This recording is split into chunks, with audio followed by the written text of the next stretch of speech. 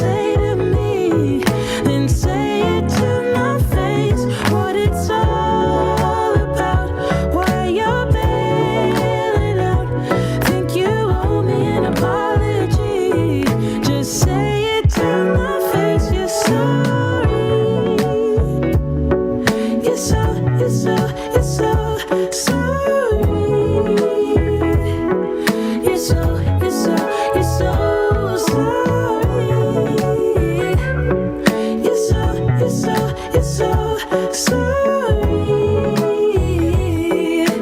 Say it to my face. You're so. And I quit my job for you, even quit some friends for you, 'cause you couldn't stand it, me all independent, so you had to have me for yourself. That was when I trusted you, when I could add up 2 and 2, when you promised we'd be together, you, me, forever. Now there's nothing left to lose. And though I understand it's hard sometimes to make up your mind in these trying times, yeah, I just can't accept you leaving me when I'm overseas with the heart so heavy. Think that I deserve the truth for once, not a guilty tone, 'cause you're not alone, yeah. You said you wanna come home, but I know you don't. So this time I won't hear it on the phone. If you got something to say to me, then say it to my face. What it's all about, why you're bailing out. Think you owe me an apology. Just say it to my face. You're sorry. You're so sorry. You're so sorry. You're so sorry.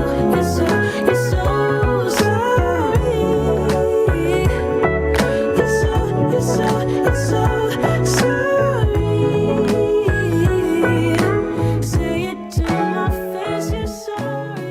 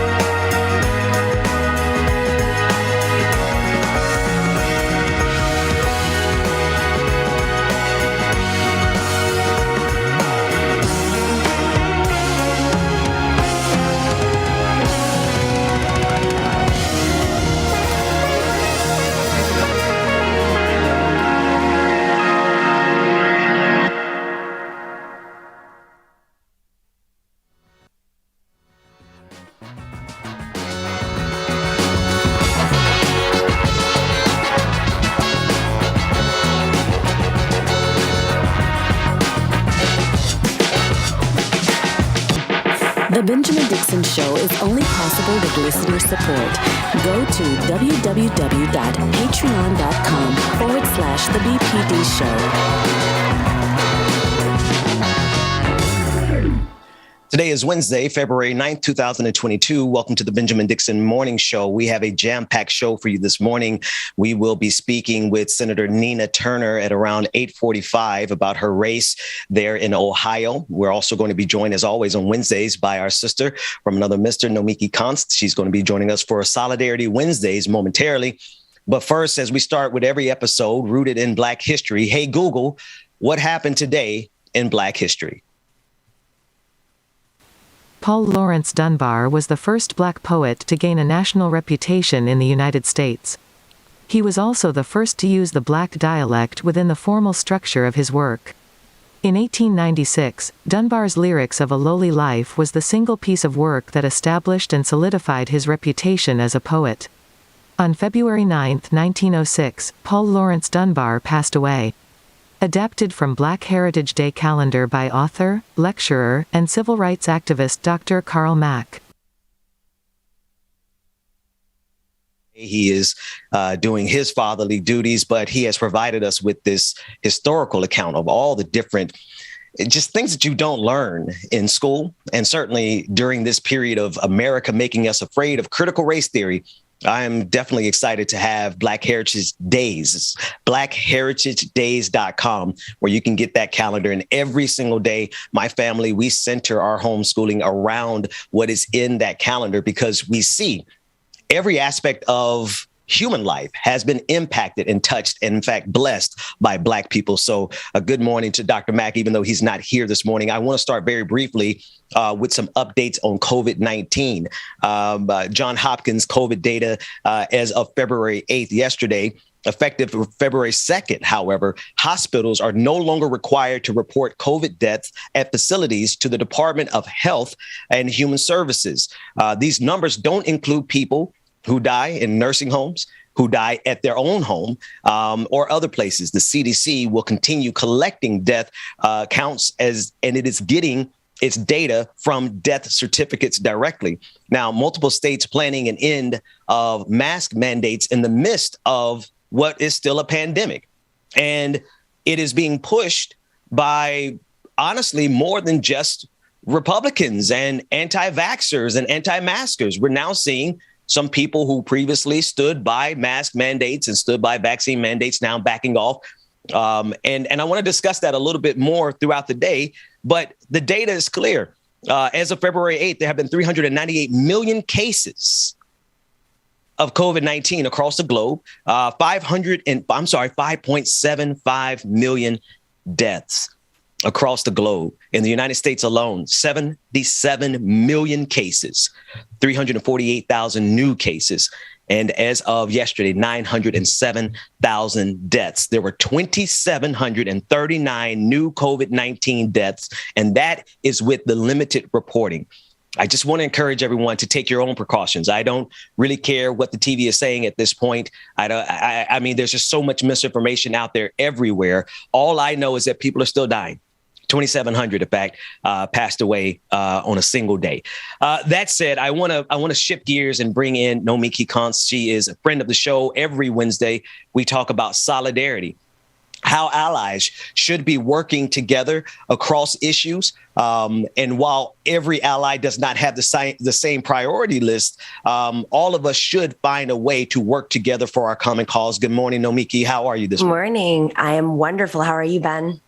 I am great. Thank you so much for joining us as always. And later on today, I will be with you over there on your channel. I want to start honestly with COVID because, you know, it's almost as if we're living in a movie and the plot line is a 2-bit on the nose.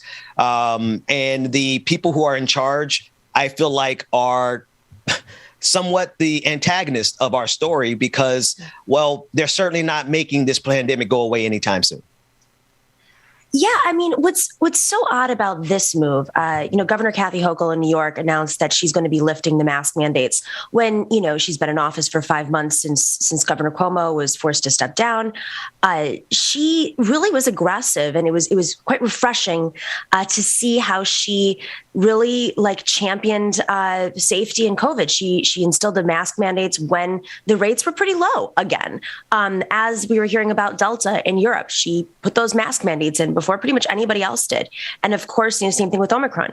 Now, there's vaccine mandates where you have to be vaccinated at least 2 times before you eat inside in New York. So there are other provisions, but I think what's just so bizarre about this is it happens so rapidly. I understand that the rates are going down significantly. And, for the most part, from what we understand, the people who are being hospitalized and who are dying are those who refuse to get vaccinated. So I'm wondering if there's just this executive decision at this point to say, or if there's some sort of data science that says there's a point where you just can't convince certain people to be vaccinated when they're refusing at this point in the pandemic.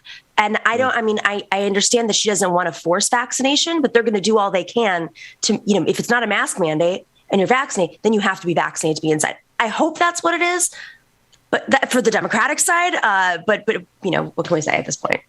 What can we say? Honestly, that's the thing is like, how do we interpret this at this point? Because while reports are saying that the rates are going down, I also know the data is getting bad. The data is bad. Mm-hmm.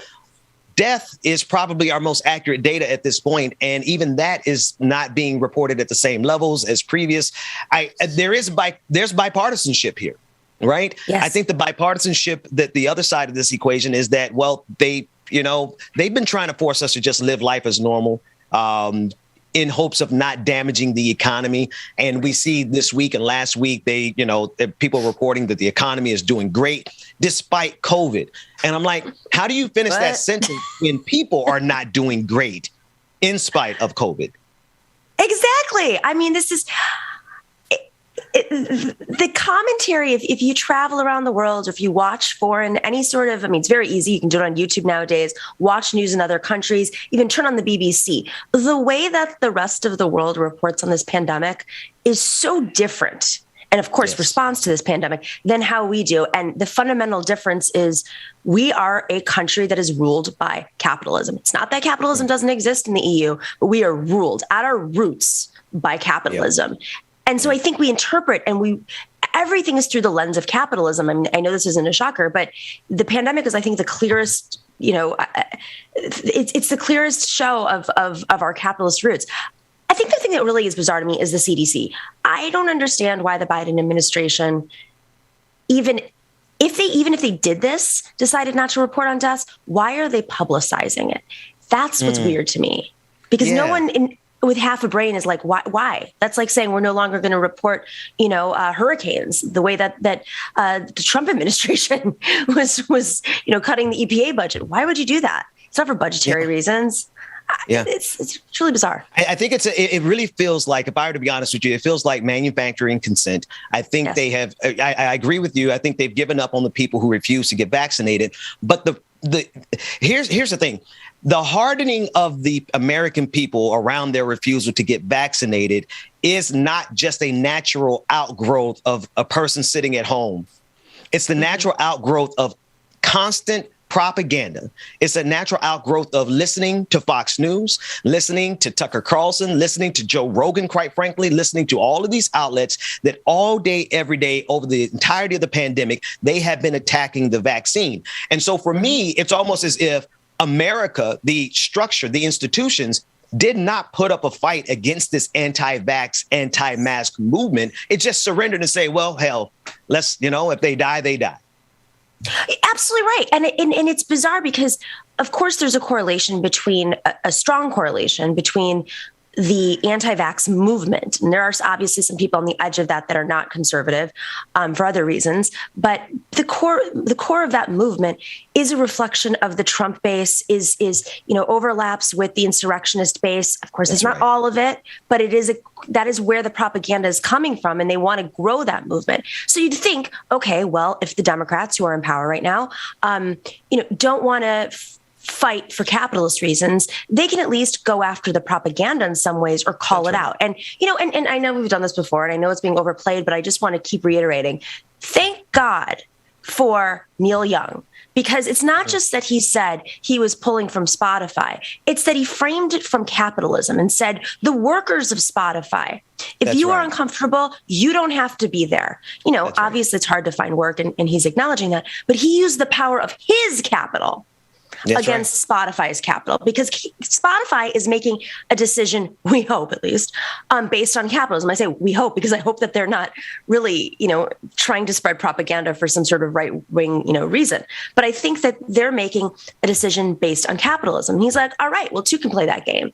And I think we organizers, and we do get it, because, there are people organizing at Starbucks and at Amazon and all over the country in different workplaces. Right. But we have to also use our power through capitalism, because that's the only thing many of these people respond to. And so, it's really sad to see that the Democrats are not more concerned with propaganda, because they're going to have an electoral issue, That's right. in a few months. Right. But we still have the power, because we shouldn't rely on these institutions and Joe Biden to solve our problems right now.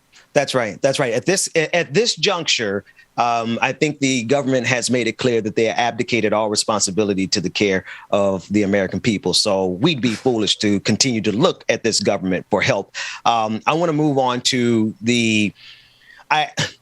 as much as I have problems with Joe Biden in this moment, I have to play this next clip so people can clearly understand that there is nothing in this country quite like the threat of the Republican Party. And I don't even like the Democrats like that.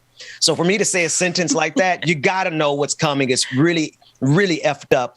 Here's a clip out of South Florida, my stomping ground. And there is a campaign that already occurred in South Florida, where Republican operatives were going door to door, changing the voter affiliation of elderly people from Democrat to Republican, so that those people would have a problem voting when it was a time for them to vote. Let's take a listen to this clip.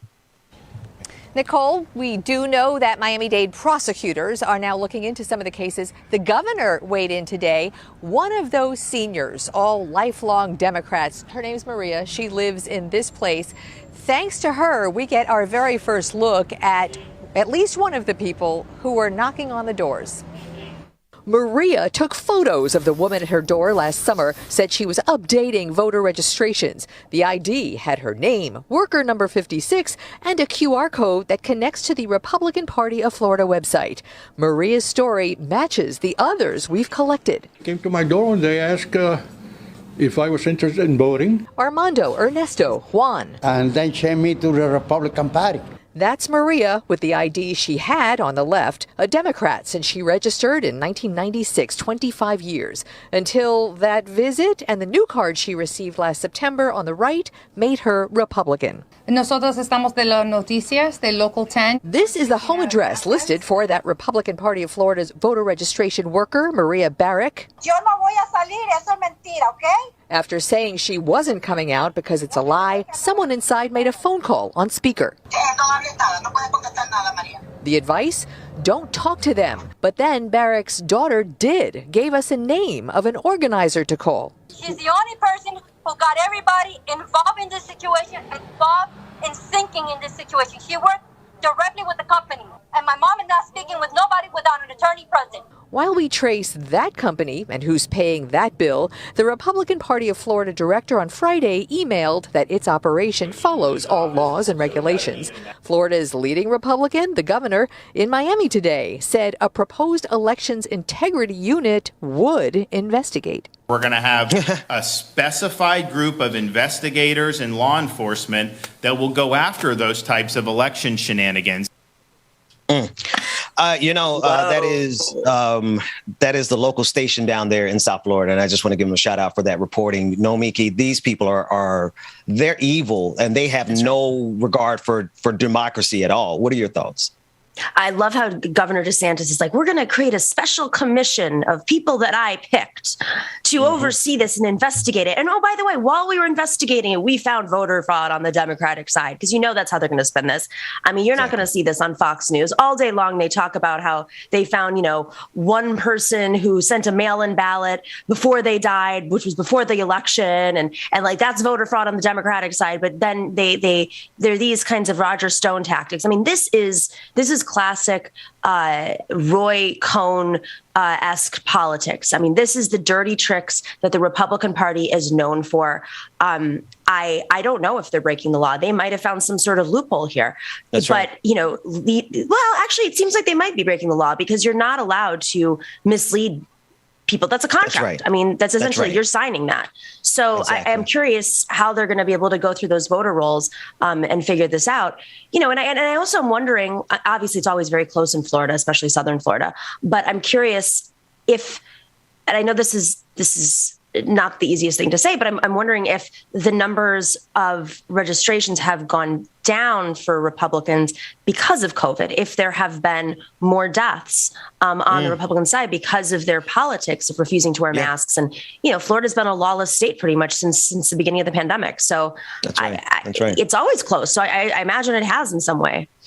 Yeah, no, I'm thinking about it. You know, there was a study that showed that there's a statistically significant difference between you dying in this pandemic if you are a Republican or a Democrat.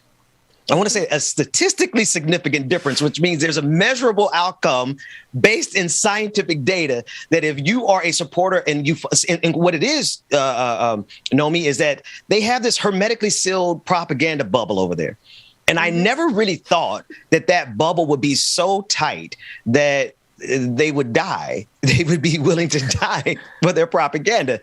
And so I think your theory might be right. Maybe they have wiped themselves out so much in South Florida as it pertains to COVID-19 and the elderly population of Republicans that they have to go door to door. And then I would go one step further. I don't even think they would care. I think that they would do this anyway because they don't see democracy as an actual institution that's to be respected. They see democracy as something that needs to be overthrown. And you know what? I for any good Democrats who are watching this, who are involved in any campaigns, I'm not even leaning on the Democratic Party or the DCCC or any like big consultants anymore. I urge you to use footage like this in your campaign ads. If you're running against a Republican, hell, if you're running against a centrist, use this type of footage and say, this is what we're up against. Use the photo of the insurrectionists because the RNC has officially attached themselves to them now. So now it's your opportunity to use that because let me tell you, Mitch McConnell's calling it out. There are a lot of Republicans in this country. I would say most, it's hard to say that, but like most Republicans in this country are not insurrectionist types. I mean, I have family members like that. I think that's partly how Joe Biden won, is with folks who just couldn't stand that, you know, there were folks who were willing to vote for Trump because they wanted the tax benefits. And then there are folks who just said, it's too much. It's too much. You know, I'm going to be fine otherwise. Joe Biden's not, you know, too far left. So it's not too much for me to do. So use this footage when you run, because I really think that like, if we do keep any seats, it is because the Republican Party is going so far. It has nothing to do with the Democratic Party. Absolutely. It's not because Democrats are doing anything necessarily good. I have a long laundry list of that, and we'll be talking about that with Rebecca Azor during Like It or Not. And coming up here in a few minutes, we'll be talking with Georgia Ford about the ongoing protests in the police murder of Amir Locke in Minnesota. We'll be discussing that. I want to shift one more gear before we get to those stories, Nomi, and take you to Steve Bannon. I know that you watch and you analyze his work a lot, and I think it's meaningful. Steve Bannon, of course, is a former senior advisor to Donald Trump, and quite frankly, one of the leading voices in this global right-wing fascist movement. He had a meltdown. This is a couple days old, but I wanted to share with you. He had a meltdown in response to Vice President Mike Pence. When Mike Pence finally said something good, right? A broken clock, right, twice a day. He finally admitted that what Donald Trump was doing was wrong. Too little, too late, if you ask me. But it really sent Steve Bannon into a tizzy, because I want people to be sure there is a concerted effort. There is an actual plan. They are not making mistakes. They are executing an agenda, and that agenda has been orchestrated by people like Steve Bannon. I'm going to show two clips. The first is of Mike Pence as he casually firmly dismisses Donald Trump. And then I want to play the second part, which is Steve Bannon melting down because Republicans are supposed to work in lockstep together. Let's run those clips. President Trump said I had the right to overturn the election. But President Trump is wrong. I had no right to overturn the election. The presidency belongs to the American people and the American people alone. And frankly, there is no idea more un-American than the notion that any one person could choose the American president. Under the Constitution, I had no right to change the outcome of our election.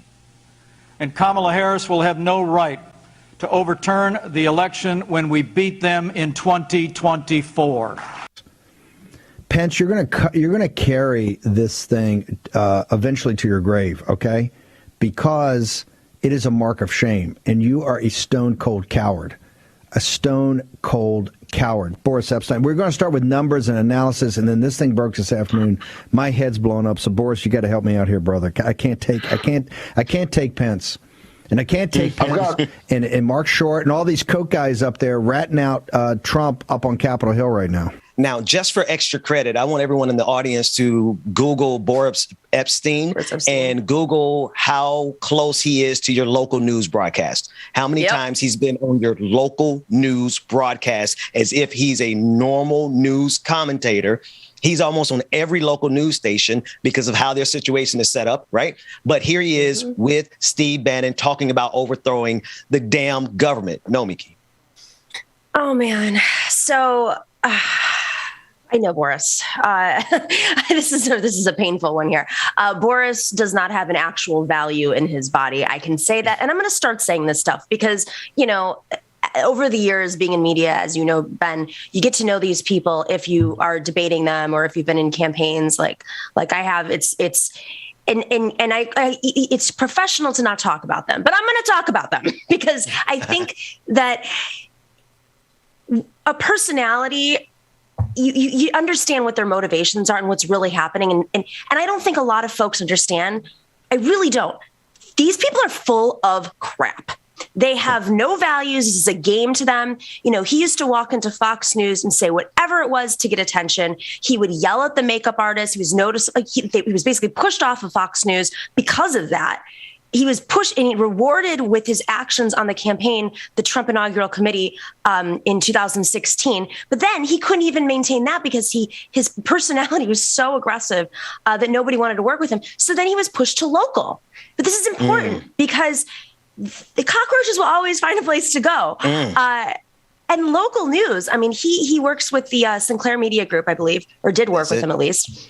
And he is on, I was visiting my parents in Arizona and there's Boris on TV delivering the news. I'm like, Boris Epstein, the lobbyist / he's being investigated for Russian interference. I mean, like, what? This guy should not be on a local channel. He's an operative. Right. It is like if Steve Bannon had a local news channel and was delivering you the local news and no one was saying anything out loud, which is why I'm saying this because you know, you do have to kind of explain who these people are in these universes. Right.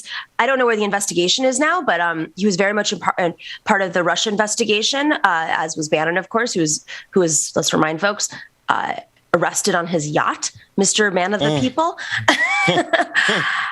I don't know. I mean, this is dangerous stuff. And and you know, I wanted to make this segment about this conversation really about Mike Pence and Steve Bannon, but I think it is more important. No, not at all.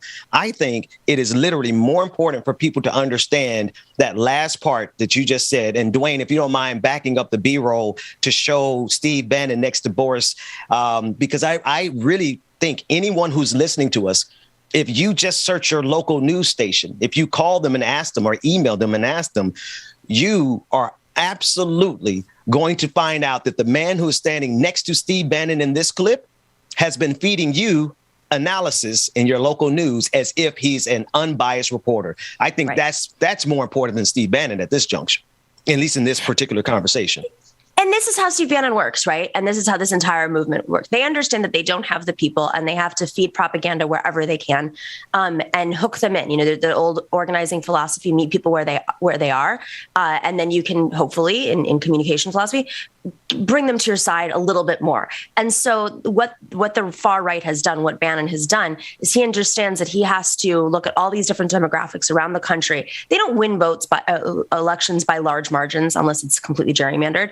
You know, they look at Florida and say, okay, well, if we can convince a few Democrats to vote Republican, you know, maybe we'll win, Florida again. Or if if we can just scrape a little bit of the millennials off of the Democratic rolls, then that's enough. Or if we can get Boris Epstein in every single home in America, because Sinclair is conservative, we may be able to, trick people into voting Republican again and not trusting the Democrats. And it's like death by 1,000 cuts.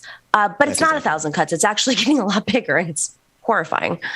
Absolutely. Nomi, thank you. It's always great. I love these Solidarity Wednesdays. I'm going to be with you later on today. What do you have going on, and what should the people know that you have going on that they should support? Great. Matriarch, I think last time I was on, we were getting ready for Matriarch's training, which was last Saturday. And Matriarch is, of course, an organization that supports working class women running for office at all levels. We are accepting nominations for endorsements for ongoing programs. So if you are a working class woman that's thinking of running, or are running for office, or someone, or you're working on a campaign of one, we urge you to go to matriarchpac.com, find someone from your community to nominate you for endorsement. The training was a 9-day training, 325 people signed up for this training, and I really blew me away how many folks showed up. Great people like Carmen Yulín Cruz, Cynthia Nixon, Park Cannon spoke at this. It was extraordinary. Georgia, we have a lot more of these going on. We have 3 more trainings planned for the year. But when you're endorsed, you're part of the ongoing program, because it's not enough to just get an endorsement and a check. Folks, because the Democratic Party is not doing its job in every single part of the country, we're trying to make up for that. Go run against a Proud Boy. That's what we're saying. That's good. The best people to run, women, working women.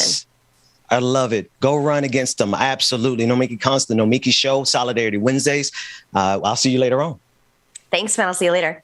That said, speaking of South Florida, I want to give a shout out to, that is my stomping ground. I want to give a shout out to the School District of Palm Beach County, South Area Re-Engagement Truancy Team for tuning in this morning. The whole team is watching the shows. Shout out to you all. Thank you all for what you do.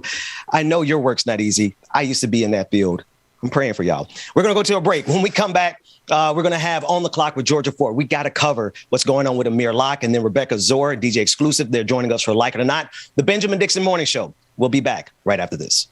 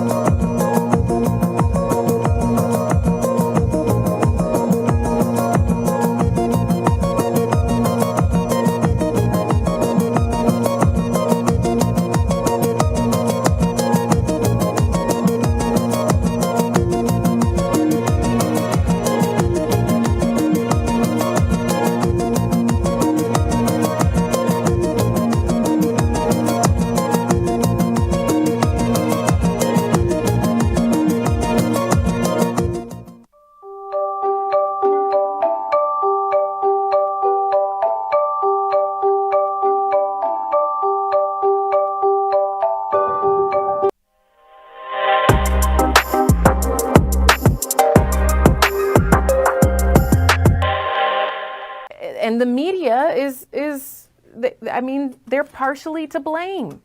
I got the pictures too. I got the pictures at the same time they got them. There is a website where the Minneapolis Police Department is keeping the media up to date on this case.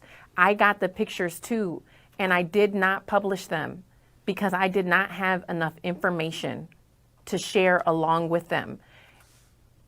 Our mainstream media here, moving forward, needs to assess information from the Minneapolis Police Department with the same skepticism that they would if they were talking to a person on the street. You would go and do what? You would fact check. You would vet your source. You would get confirmation from a secondary source that this is the truth. That is what mainstream media can do. At this point, the credibility of this department has diminished. There is an active investigation by the Department of Justice on the Minneapolis Police Department. 4 of its former employees are going through a federal trial. There is reason to question whether or not they're sharing with you accurate information. And also, they have a history of not holding people accountable when they share inaccurate information. John Elder, the former Minneapolis public information officer who put that press release out about George Floyd, maintained his position well after George Floyd was killed, despite the fact that he released inaccurate information. Sister Fort, good morning to you. That clip, I didn't get a chance to see it in full yesterday, but you're hitting the pulse of the situation as it pertains to Amir Locke. And I know there's a whole lot that you've been covering. There's student protests, there's student walkouts, there's the mothers of the movement that are there. Could you just update us? What is going on with those investigations, and where are we for justice for Amir Locke?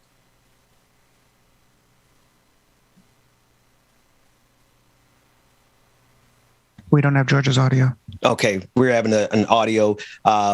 Just a second as we get that audio resolved. We do know that what's happening there people are calling. They're calling for the resignation of the acting police chief. They're calling for the resignation of the mayor. What else can you tell us?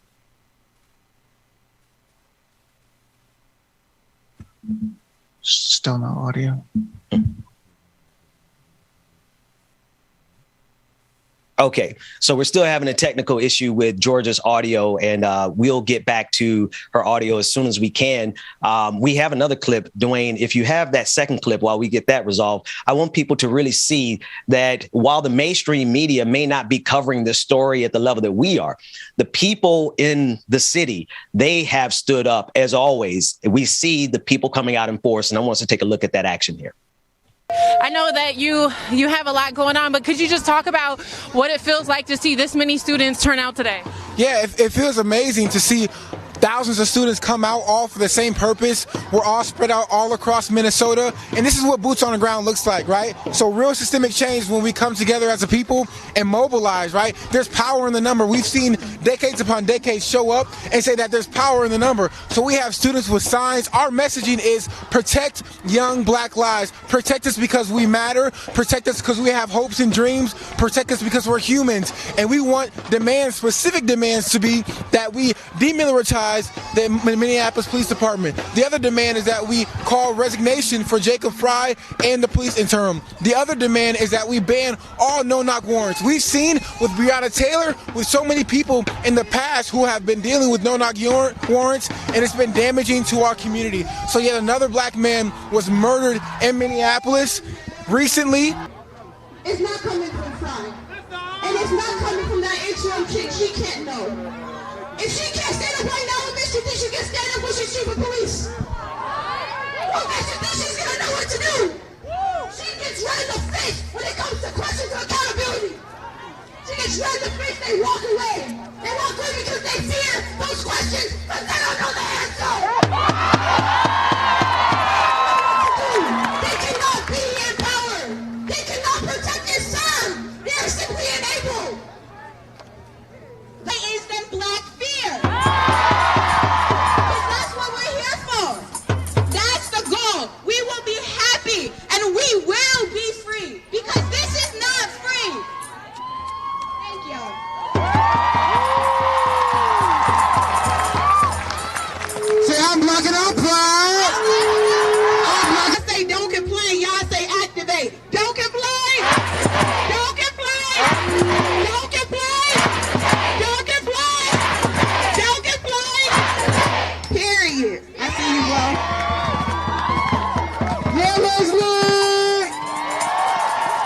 look, I need everybody to take their phone out.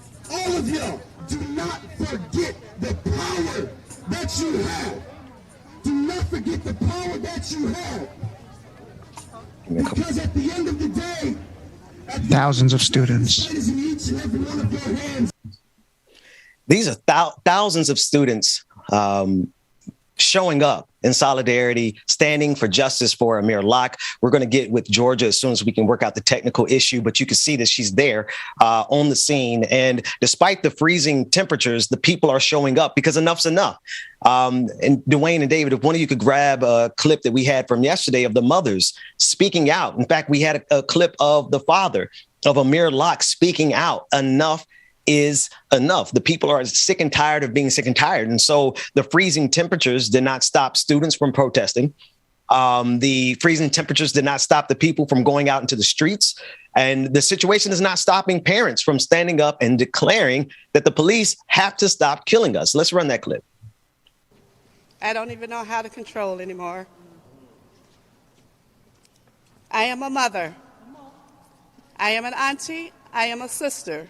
I am a grandmother. I am a friend. I am a Black woman. Yes. My sons are 20 and 27. And when I see the face of Amir, I see my son. So when we say enough is enough, we are tired of the system failing us. The system continues to tell us to follow their laws. Well, he did. He was licensed to carry, and that cost him his life. That's right. That's like Philander. And I know his father. They want justice. They're not going to get their son back. That's right. But we can stand, and the more that we want is justice, yes. We want truth, yes. And we want accountability. That's right. That's what we want. That's right. But what more do you want? That's what we're going to bring. We're going to stand together in a bond that is unbreakable. Yes. What more do you want? If Nikema Levy-Armstrong didn't interrupt that press conference, we would have heard more covers-ups. We would have continued to see Amir Locke be demonized and vilified and called suspects. Somebody said the other day, suspects is just like saying the N-word. We know what you are doing, and enough is enough. 3 months since the last election. 3 months. So you can just imagine, we work hard, we go hard in the paint, right, ladies? We're in the streets, we're talking to people, we're trying to plant some seeds of hope and encouragement. We try to give folks the information they need to make an informed decision. And you all said you were going to bring some change. And then you said that you had banned the no-knock warrants. We do not trust you. That's right. Department that we are supposed to trust. That's right. And here we are at this moment with a son that could have been dreaming only to wake up and never to dream again. Forever he will be in that dream. Buddy was my friend. Buddy is my friend. I knew Amir. Amir was 2 years younger than my son.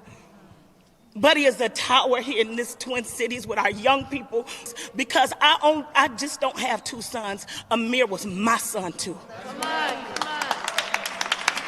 Amir was my son too. Amir was her son. Amir was her son.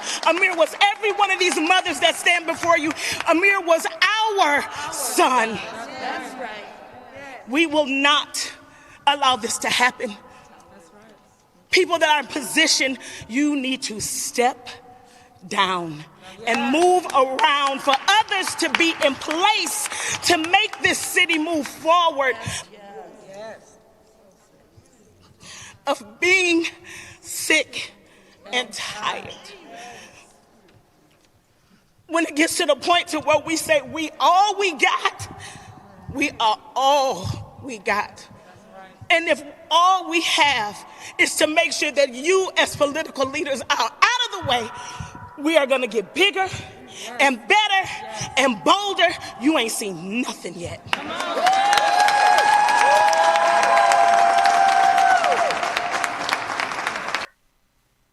Joining us now, of course, is investigative journalist, independent journalist, Georgia Fort.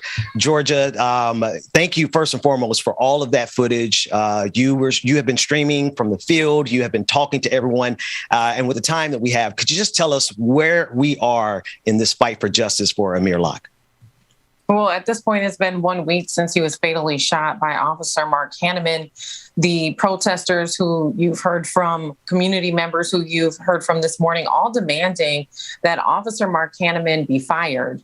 The case has been passed off to Attorney General Keith Ellison, who led on both the Derek Chauvin prosecution and the Kimberly Potter prosecution. So we're also waiting to hear from him. At this point, there's been little movement. However, I will say that from the police department side, they released updated information allowing the public to have a better understanding of who exactly they were looking for last week when they had entered by key into apartment 701 of the Bolero Flats. And apparently it was a cousin of Amir Locke's. But what we were told from his family in a press release that came out from Ben Crump is that that cousin was not in apartment 701. And so there's still a lot of questions. In this case, we know that apartment 1402 and 1403 were also raided around the same time that apartment 701 was raided, where Amir Locke was. And so there's questions about why were 3 apartments raided. Again, the issue about the no-knock warrants when community leaders organized on this issue, presented legislation, had thousands of signatures to outlaw no-knock warrants in the state of Minnesota. Right. But yet here we are. Yeah. Yeah. And I'm thinking of the same judge, the irony, the same judge in the Derek Chauvin trial was the same judge, if I'm not mistaken, who signed the no-knock warrant that ultimately led to the death of Amir Locke. There's just too much happening in that one city, Georgia. Absolutely. Yeah. And the thing I think people have to start to realize when Derek Chauvin put his knee on George Floyd's neck for 9 minutes and 29 seconds, people were saying, well, he's just the bad apple. But at this point, we're beyond that. It's not just one bad apple. This is a systemic issue.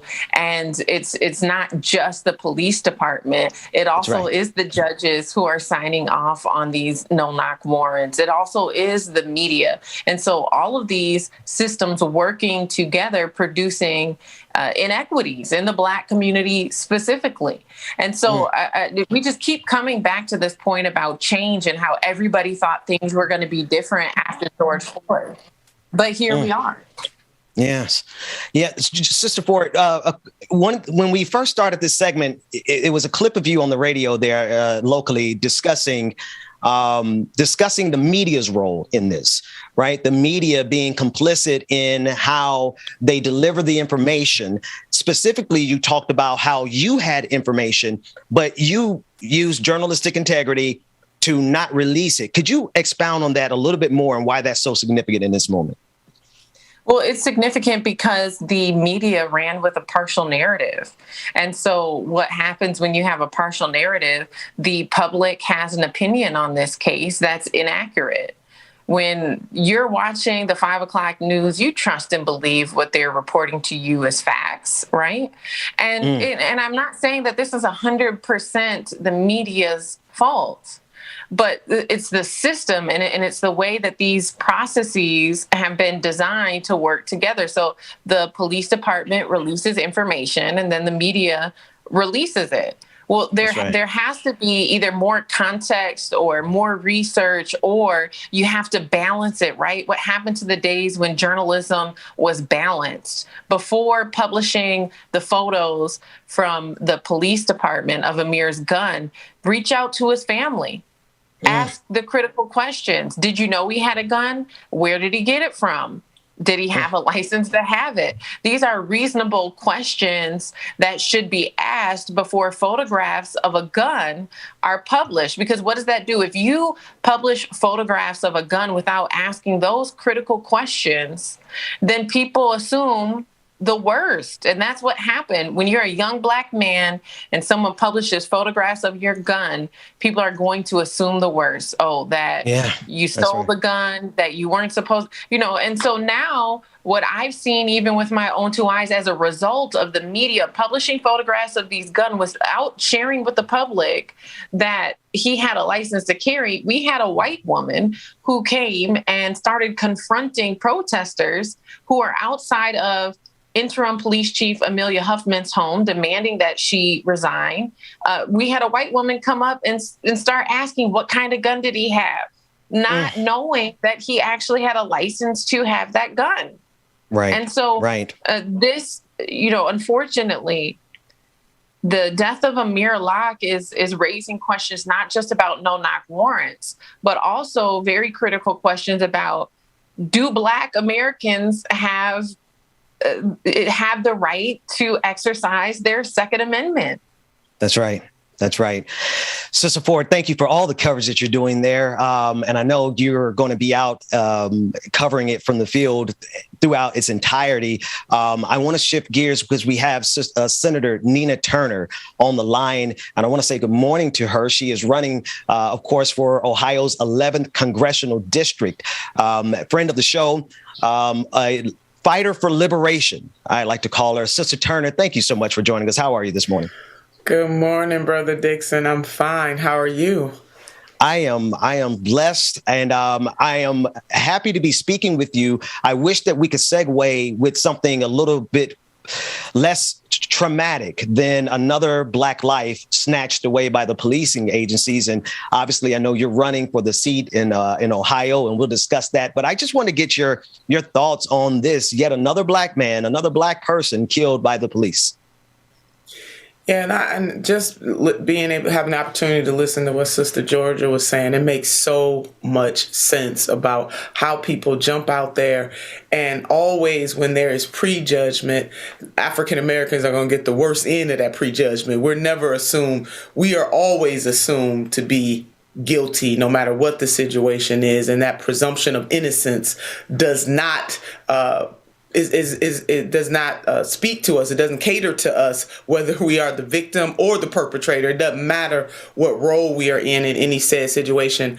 It is always assumed, as I think it was Brother Ice Cube who said in one of his rap lyrics, "My skin is my sin." That continues to be the case. It's been the case from the beginning, at least our experience on this continent in whole, from our ancestors to this very moment. And it is unfortunate. Yes, it is very sad that happened. That no-knock warrant should not have happened in that case. We do understand that if somebody is in imminent danger, the key word is imminent danger, then there may be a few cases, very few cases, where no-knock warrants may be necessary, but they are not necessary in the overwhelming majority of the cases. Right. And my God, if somebody has a gun in their house or in their apartment, in their place at night or early in the morning because they sleeping, that is their right to do so. And I love Sister Georgia's point about whether or not all them Second Amendment folks. Do you believe that it applies to Black folks? And That's so we all know that Brother Killer Mike talks about that all the time, about the Second Amendment. We know people like Ida B. Wells, for example, Barnett, who was an investigative journalist, who laid it down, who called to question lynching in this country of African-American folks. And she firmly believed that Black folks need to carry. And there are Black people in this country who do believe in the Second Amendment and believe that we should have the right. If we think about the Black Panthers, too, for example, that was the same thing. So all of that Second Amendment goes out the window when it's Black folks having the gun. And whether or not we are assumed or presumed to not have the right to carry a gun, we know that there were rules on the book, both de facto and de jure, laws and in practice, where Black folks were not allowed to have guns in this country, even though, and so their Second Amendment rights were trampled upon. So which is it? We cannot have it both ways. So, Brother Ben, I'm glad that you're covering this, and Dad, Sister Georgia, you laid it down. I mean, those should be the steps. Calling the family first, ask them some questions before you jump out there on the limb, and whether or not the gun was registered or not was not necessarily the point in that moment. You know, you can deal with that after the fact. Like if it was a non-registered gun or he wasn't supposed to have it, let him live And let's go and fight that out in the judicial system. That's right. Right. That should not at any point be a death sentence, a summary execution on the spot. It's difficult to move away from these stories because we have to be persistent and consistent for justice. And that's something that you have fought for a long time, Sister Turner. We've talked and you've been on the show. You're a fighter for liberation. I've lived in a lot of places. I feel like I've lived a lot of lives, but I know the 11th district well. Cleveland is my family home. Tell us about the race there and your strategy, because we need some victories. Yes. Yeah, we really do. It's been 2 weeks and a day since I announced, and we're working really hard. We are waiting now to see what the district will look like because the Ohio Supreme Court, and rightfully so, ruled both the legislative lines and the congressional lines unconstitutional. A GOP legislature run them up per usual. To quote my grandmother, she would talk about people who've lost their ever-loving minds. Republicans have done just that all across this country, and they're gerrymandering the hell out of districts, which is wrong because politicians should not be able to pick their constituents. It should be the other way around, and we have to deal with that entire system. That being said, what I do know about the district is that all of Cleveland will be in the new 11th congressional district. So it will be a new district, new people, new time.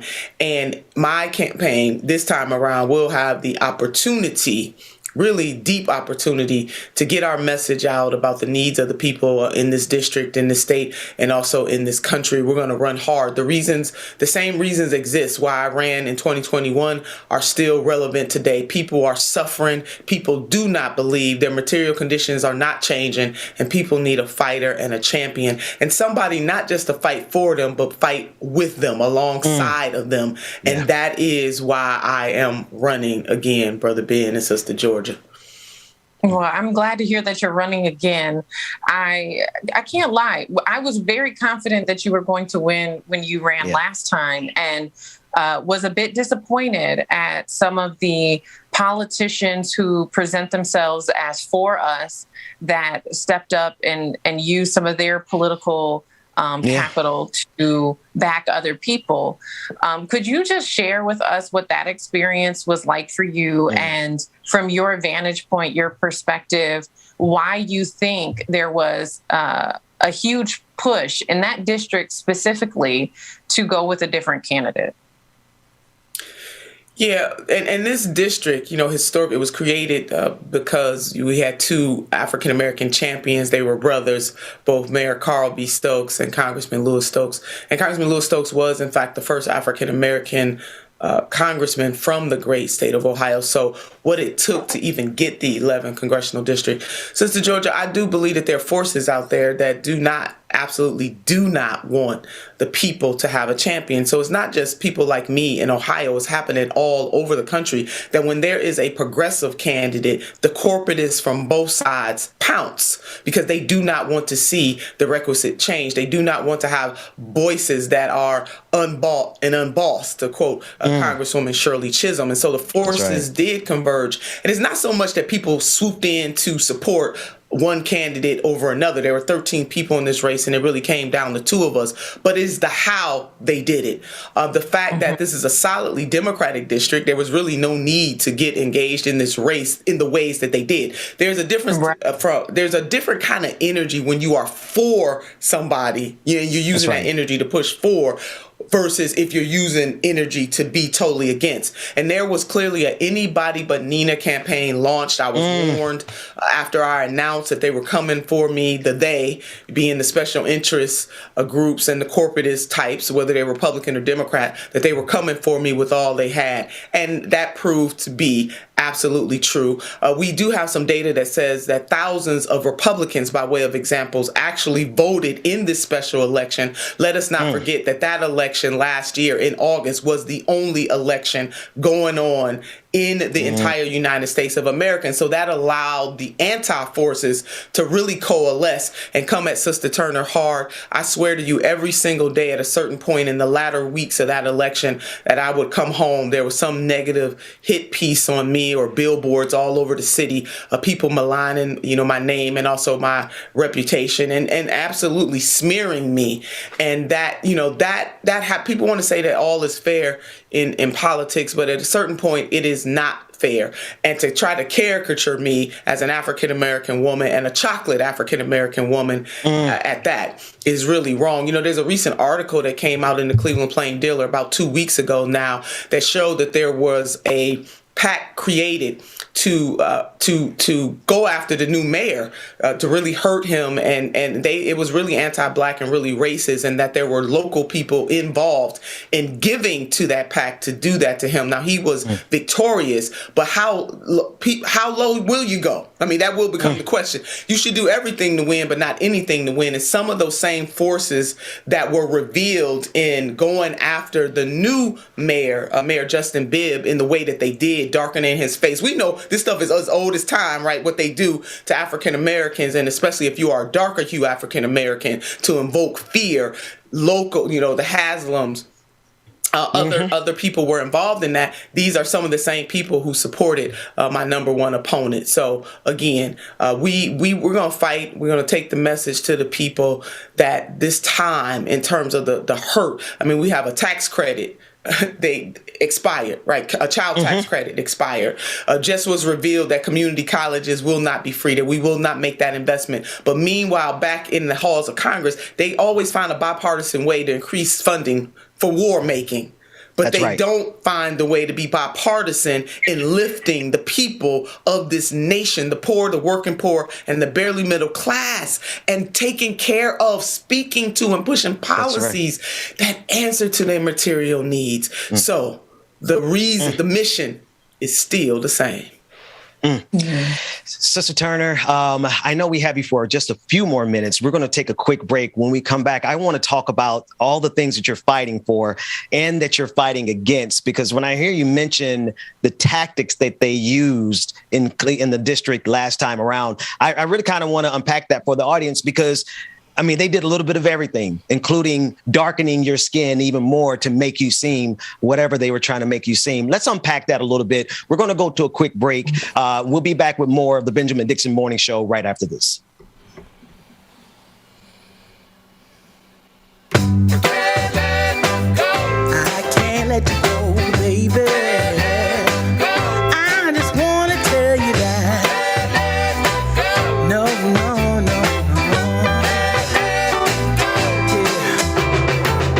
All of my friends say, girl, you better take care, 'cause that man is trouble, you best beware.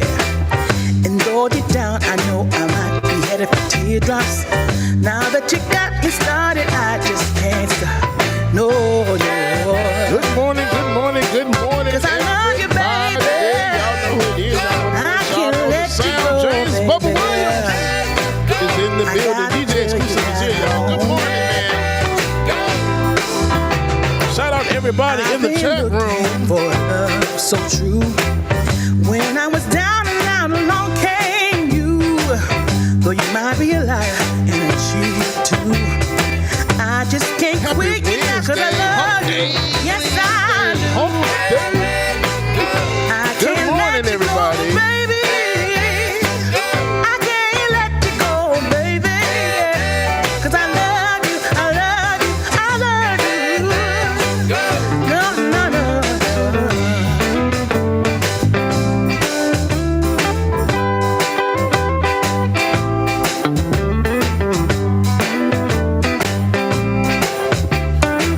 Laura, good morning. Melanie Nicole Howe, Cyber Demon, One Source Seductions, good morning. 'Cause I love you, baby. Brenda Johnson, Six Dragon Daddy, Amber Layla, Marnita, good morning. Jason Mark, Laura Cerise, good morning. Good morning, Mama. 'Cause I love you, yeah. Environmental Cop House, good morning to you. Lily, good morning. But after I met you, I felt it was my chance. But nobody tells me good things about you, baby. I'm gonna stay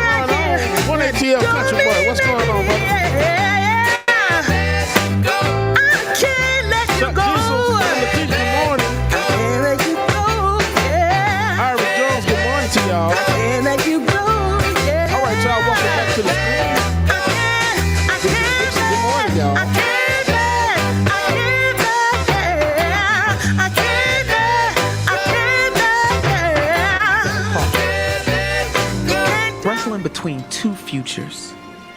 Do we sacrifice the poor, the working poor, and the barely middle class to protect the ultra-wealthy? Or do we treat our people as America's greatest asset and ensure everyone has a real chance to live a good life? Families are struggling with higher gas and food prices, stagnant wages, and shrinking benefits, while corporations make record profits. These are unprecedented times. Our leaders can't settle for just enough. They must fight for what we deserve. I'm Nina Turner, and I'm running for Congress because we deserve a voice for change in Washington. A leader who is on the side of the people, not out for the powerful or out for themselves. A leader who understands that healthcare has been denied to millions of Americans for far too long and will fight for Medicare for all. A leader who knows poverty is a policy choice and the minimum wage must be raised to a living wage. Who won't take a dime from special interest PACs or do their bidding. You deserve a leader who is from here, who knows what it's like to grow up and live their life in this community, who has stood up for reproductive justice and served on the front lines of the fight for criminal justice reform and voting rights, not for days, but for decades. A member of Congress that stands shoulder to shoulder with leaders like Bernie Sanders, unapologetically to fight for working people and speak truth to power. And here's the truth. Greater Cleveland needs a change maker, not someone who just go along to get along. We can put an agenda through Congress that puts working families first, and that's worth fighting for. Something you can feel. Good union jobs, expanded health care, child care, and climate justice. Winning the battle against Republicans and the holdouts in our party will only happen when we put it all on the line for everyday people.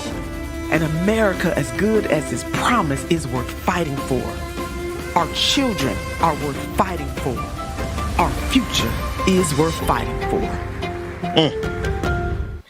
Sister Turner, there's a million and one things about your policies that I want to discuss and that I respect, but it's the matching the matching glasses, the frames for me. It just is like, I absolutely love. I mean, and I'm looking at it's just, I hate to go there, but it's just it's a beautiful video, and it just touches the surface of the depth of what you bring, which is why I have and continue to support you. You said a line in that commercial that I got to dig into. You said poverty is a policy choice. Can we talk about that for a minute? Because the government actually did some good in 2021 by the checks, cutting down childhood poverty. We can end poverty if we decide to. Talk about that for me.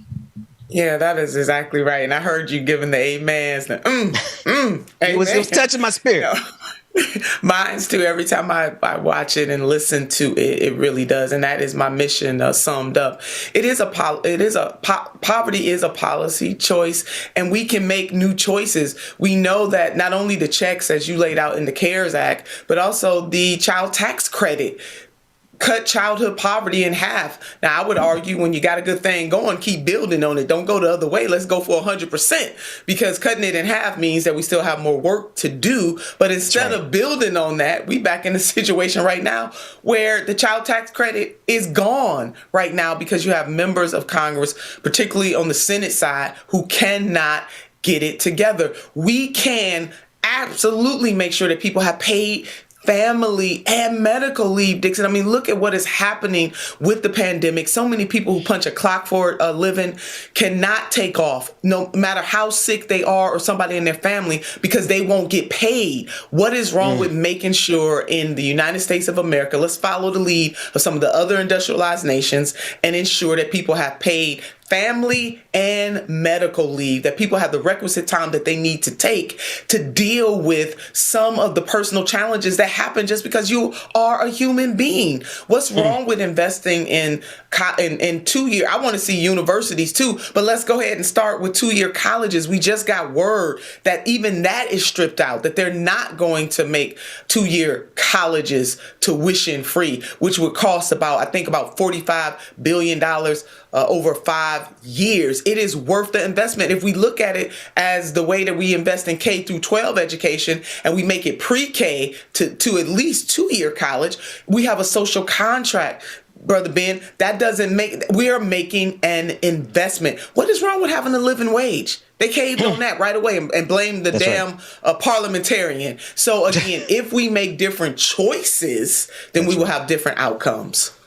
Absolutely. And I'm thinking about the race, the recent race, and I came up to Cleveland to cover it. And I saw the negative ads all over the city. I mean, they really came after you. And I think it's meaningful for us to actually lay that out. They have been coming after you specifically. This is not a fake grievance. You know how sometimes when preachers in church, they always preach about haters, and a lot of people they don't have haters. You literally have people with political power who followed you all around the country back to your district to make sure that you did not win on behalf of the people. Why are there so many people afraid of your campaign? Because they know that my only special interest will be the everyday people in my district and in this country, that if having Medicare for all is wrong, I don't want to be right. If wanting the minimum wage increased to a living wage is wrong, I don't want to be right. If standing up and saying unequivocally that voting rights must be protected and expanded is wrong, I don't want to be right.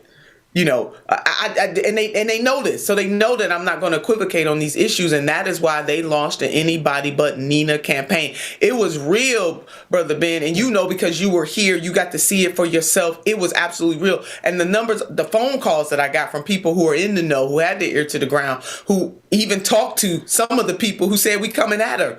They made it very clear that it was going to be anybody but Nina. 13 people in the race, and they came at me with everything that they had to try to stop me. And why? Because I want Medicare for all, because I call out injustice, because I say to both my party and these recalcitrant Republicans that we must do better, should do better. And if you don't want to serve the people, get the hell out of office. That's why you coming at me in that way? And because when my emotion fits the need. So for all the pearl clutchers and the tie tighteners, get over it. You know, they tried to use angry black woman. They did use angry black woman. Well, I'm here to state I am mad as hell about the suffering of the people in my district and in this country. And baby, if you're not mad, God bless you. But there's some angry folks out here, and we need to challenge that anger and use it to push for change. You know, I think Mrs. Rosa Parks was angry that day. That she said, I ain't getting up. I ain't moving. Not this day. I done did it too many times. I'm not doing it today. It's clear the Reverend Dr. Martin Luther King Jr. was angry as he analyzed this country and called to question its very moral fiber when it came to materialism, racism, poverty. Yes, he did. Minister Malcolm X was angry. Hell, people who are angry and use that anger to righteously indict suffering, to call it out. Nothing wrong with that. And a whole host of other folks, you know, Daisy Bates, angry, another angry black woman, you know, in the civil rights movement. So many people, Dixon, that we can name. They were mad as hell and they weren't going to take it anymore. They challenged this country, and they channeled their anger for what is right, for what is just, and for what is good. And my last point to this, if you were drowning in the middle of an ocean, who do you want to come and save you or to help save your life? Do you want the person that got to clutch the pearls or tighten the tie or make sure that everything is all prim and proper? Or do you want the person that's going to throw caution to the wind and no matter what it takes, get out there and help to save your life? That's how I'm rolling. I am a hell-raising humanitarian, and I know that my style and affect is not for everybody, but too many people, whether they're black or brown or Asian or the swirl in between, whether they Jew or Gentile, Muslim, atheist, agnostic, young, seasoned, gay, straight, it doesn't matter. People are suffering in this country, and we can't turn a blind eye to it. And we don't need people who just gonna go along to get along or put their finger up in the wind to see which way the wind is going, decide to support things like Medicare for all when it's popular, but ain't gonna do a damn thing to make sure that it actually happens. We don't need leaders like that. We need people who are going to actually make a sacrifice, even if it causes them some pain. And brother Dixon, that's why Sister Turner running. Yeah, people are suffering. They out in the ocean drowning, and they need somebody to radically come out there. Oh man, you need somebody who can walk. on what one other person got angry and chased the capitalists out of the temple, Jesus. Tell us before you get out of here, because if I had an organ, you were preaching just a second ago. But before you get out of here, I want you to tell the people how they can support you, where they can go and get more information about you, but also talk about that liberation part of your faith, because you're doing this we've talked. I believe that you're doing this as a testament to your faith that doesn't want to see anybody marginalized or oppressed. Speak to those two things. Nobody. No, I don't want to see anybody. A poet, Langston Hughes, asked the question, what happens to a dream deferred? I'm just working with a whole bunch of other folks, because not one person can do it alone, to ensure, at least to create an environment where very few people have to ask the question about what happens to a dream deferred. And that is the workaday people of this country, the poor, the working poor, and the barely middle class, no matter how they identify, no matter what they bring to the table, no matter where their ancestors hail from, that they don't have to ask those questions. And for me, I am on assignment. It is like being a missionary. I mean, this calling is all on me. I couldn't stop doing the work, even if I tried. And I don't have to have, it's not about having a fancy title to do the work, but what other levels, where are the places that we can shake things up? Everybody has a role to play. And I do firmly believe that my district, which is the city of Cleveland is the poorest city of its size in the United States right now, definitely needs a change maker, somebody that has a vision that will provide provision for the people. And when you are a visionary, you don't go with the status quo. You can't say that this is, 50%, for example, cutting the child tax credit and cutting poverty by 50% is good enough. You say, amen, I'm glad we did it. Now, what about the other 50%? What about it?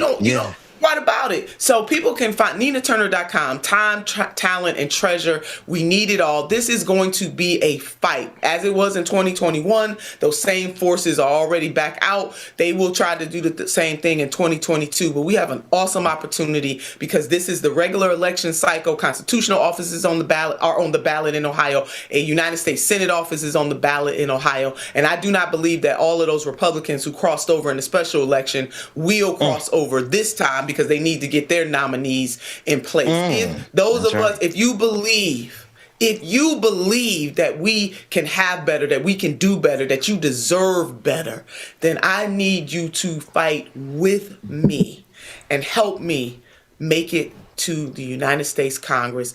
I will be elected from this district, but my service will be to this entire country, and you won't have to wonder where I stand. Now, we might not always agree on every single issue, but you won't have to worry where Sister Turner stands. It is going to be for the marginalized, the dispossessed, the people who are down and out, the people who are hurting the most, who need to know that somebody actually gives a damn about their suffering, and who will help to make some crooked paths straight to help them be able to live out their greatest greatness.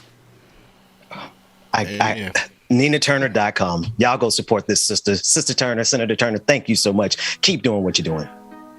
Thank you, Brother Ben. To you and the crew, too. Thank you all for what you're doing as well. Y'all shining bright lights. Thank you. God bless you. We'll be back with Like It or Not after this. I'm just cheesing over here. Thank you so much, Senator Nina Turner, for joining us this morning. Make sure if y'all in that make sure y'all do your thing, man. We got to make some changes around here. So let's get it done. Good morning, everybody. Y'all make sure y'all stay tuned.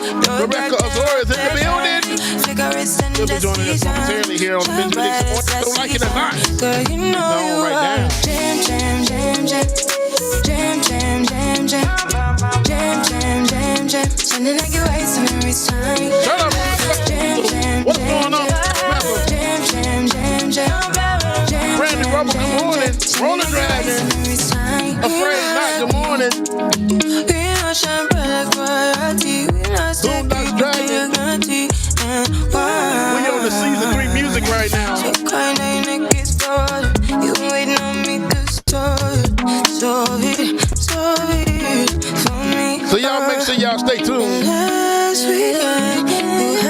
I found some bangers. Like bum bum bum. Put back in rotation. Figure it's in the season. Shine bright as the season. Girl, you morning, Brother Tiger. Indian Brown, what's going on? Juanita. House Banana. Good morning. Infinite Concrete. Good morning.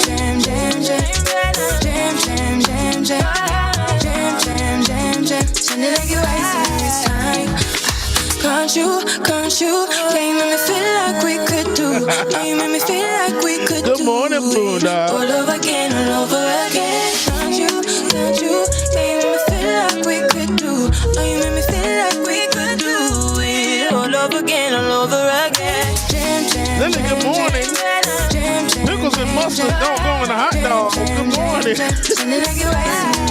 Good morning. Lavilla S, good morning to you.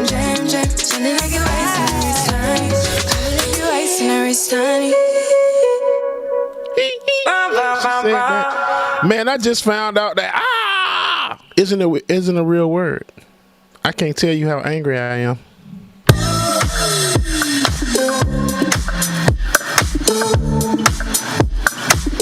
Go ahead and roller skate around your living room this morning. So these are this for you, man. You have permission to go ahead and break some crunches. Alicia, good morning to you. Good morning. Christopher Shaw, what's going on?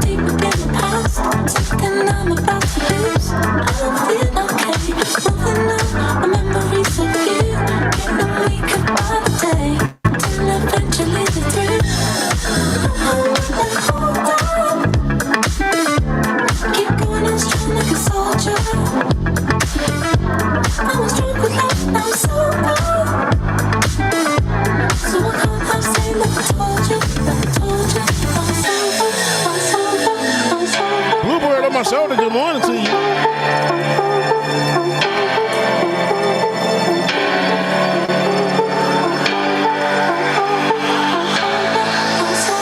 Shout out to my Twitch family this morning. Good morning, y'all.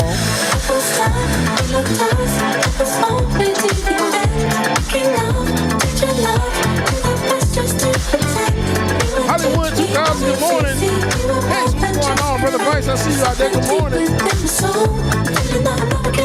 Gorge Project, good morning.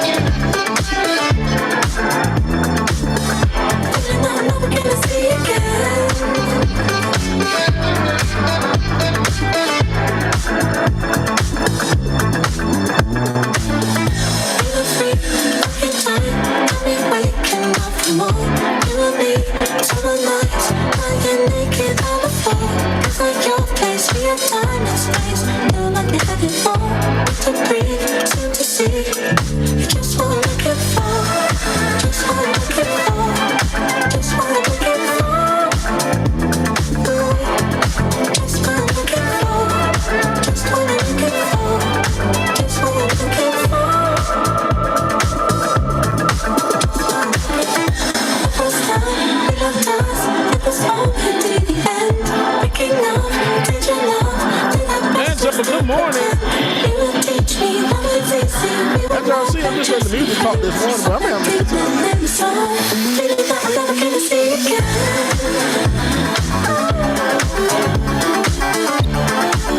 Terrible, Tiger, terrible.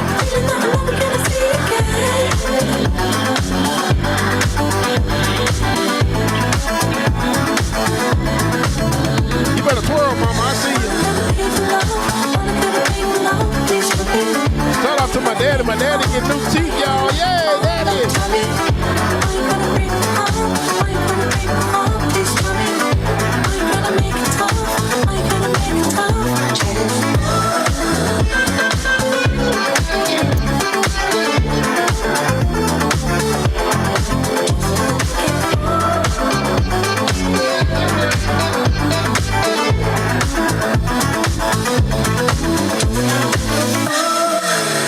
Such a groove, folks. I love it. Y'all make sure y'all hit that like button, man. Share button. Share this with your friends and everything else. I'm also not a member of the Patreon yet. Patreon.com/likeitnornot. Patreon.com/the BPD show. Hey, man, Patreon party is going down this Friday. Make sure that you are in the building. All black, everything is the thing for this Patreon party. Y'all don't want to miss it.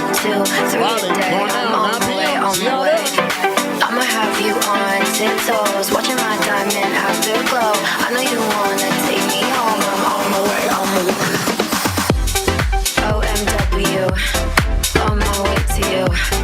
Good at what I do. I'm about to get up and start trucking in this damn room. Y'all better watch out now. OMW, on my way to you. Good at what I do. I'm OMW. On my way, on my way. They wanna judge me, I'll testify.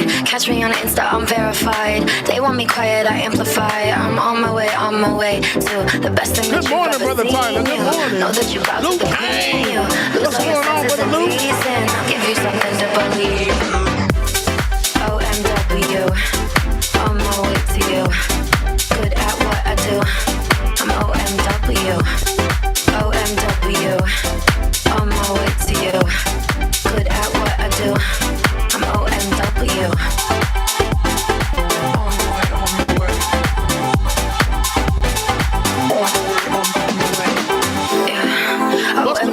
What's going on, brother? Nothing left to prove. So enjoy the view, taking a picture like Malibu. I'ma have you on tiptoes, watching my diamond afterglow. I know you wanna take me home. I'm on my way, on my way.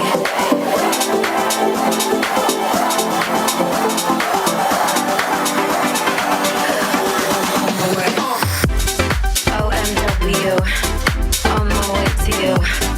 Good at what I do. I'm OMW. OMW, on my way to you. Good at what I do. I'm OMW. On my way, on my way. On my way, on my way. On my way, on my way. On my way, on my way. On my way, on my way. On my way, on my way. Where are you? Where are you? Where are you?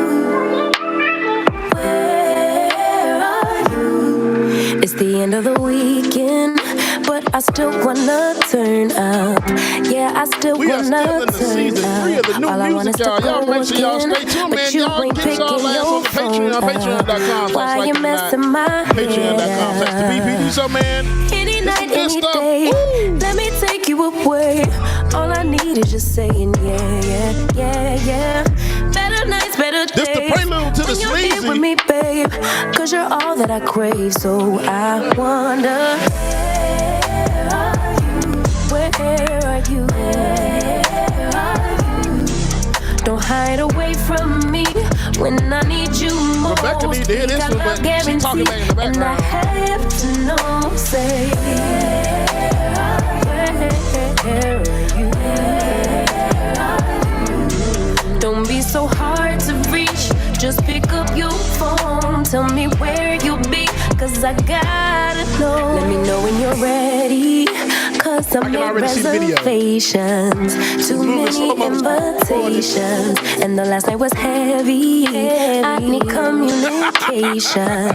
Tell me where's Brenda your Johnson, good morning. location.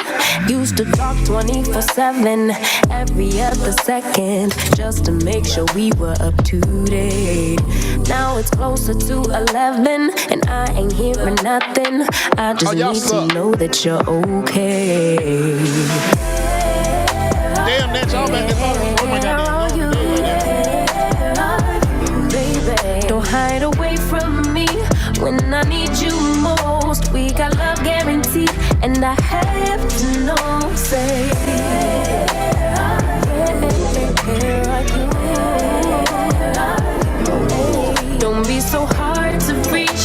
Just pick up your phone. Tell me where you'll be, 'cause I gotta know. 9 a.m. to 10:30, yeah. Like it or not, is on your channel, yeah. Politics and culture is we change skin like we're supposed to, yeah. Interviews and all the news, we get to choose what gets the views. Like it or not, with Queen Azor, it started now, so stick around. Like it or not, it's going down. Y'all know what time it is. They tried to silence me, but they could not. Oh, Rebecca. God damn it. It ain't my fault. You already cut out my stick. You know she got a good story for you. Oh, Benjamin. And they ain't even hear the other song that was playing. They so busy running their mouth in the background. Only person I be hearing is Dwayne. He's a politics pro. I am your DJ. But all right, y'all, we gonna go ahead and get into it. DJ exclusive. Y'all know who I am. I stay dropping them jams. Like it or not, it's going down. Like it or not, y'all stick around. Oh, like it or not, it's starting now. Like it or not, it's about to go down. Here we go, y'all. Like It or Not with Benjamin Dixon starts now.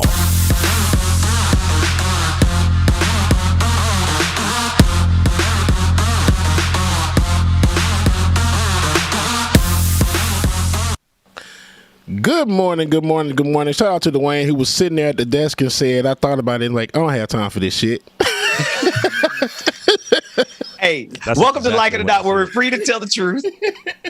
And not care who doesn't like it. And the truth is, Dwayne had a little situation on his hand this morning. He had solidarity with dads who change blowout diapers while doing a live show. For all them people that want me to turn my camera on in the mornings for the show, I should turn the camera on and just let it be poop cam. That's what we're gonna call it, and just bring it up. And, and I'll tell you this: I really believe, and y'all can fight me, whatever. I really believe that men they are so over dramatic about changing diapers. That's how I feel. Now, and I can say this because David.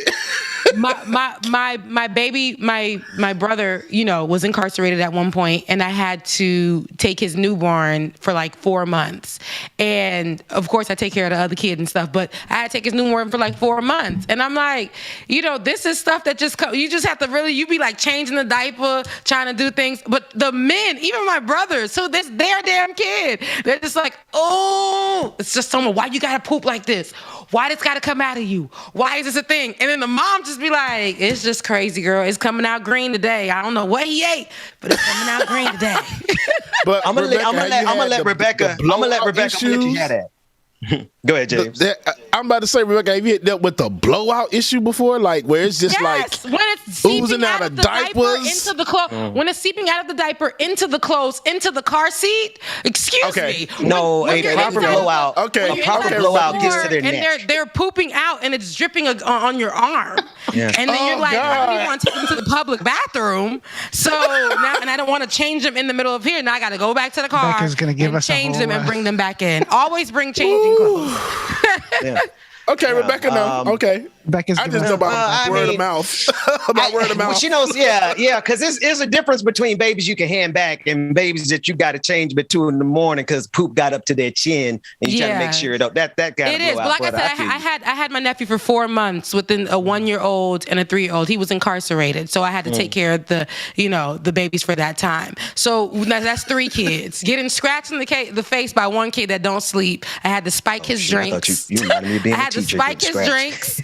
And then the other kid would just wake up and turn on the TV by himself while his baby brother, which was the newborn that I had to be all kinds of colic, and it was just too much. But you just gotta do what you gotta do sometimes. But no, okay, Rebecca's natural born mother instinct. And that's true. But no, I just see the men in my family, my friends who are fathers. I just see how they are, and listening to Dwayne. Naturally, you gotta be with your baby. It's you're a father, but it's funny how fathers are versus the moms. Like him saying that he's trying to keep his food down. Like I said, moms just be like, "Girl, it's just coming out." Like I said, purple today. I don't know what's going on. What did he? Listen, I changed a diaper that had a full 2-liter A full 2-liter label coming out of it. You're not gonna win this one. A full 2-liter label of the chat's eating. I said, what did he eat?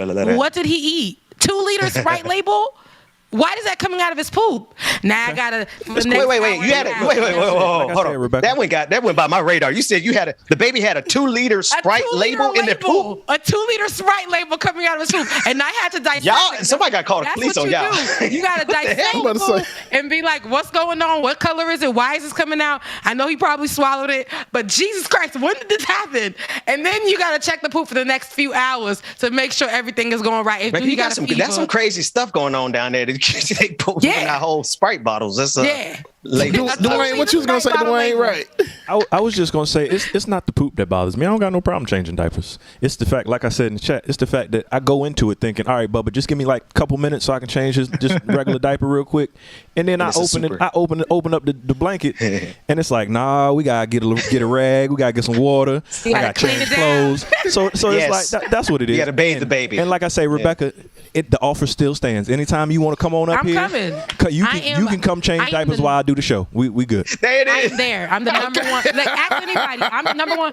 I'm the number one aunt. I could change a diaper literally in my sleep. I could hold the baby right here, change the diaper, and still tell the story. It's all possible. Bro, I'm about to say Rebecca could be on camera doing like it or not and changing the diaper at the same time. The baby won't be crying. The baby gonna be still. And Rebecca gonna just be going like, okay, right here.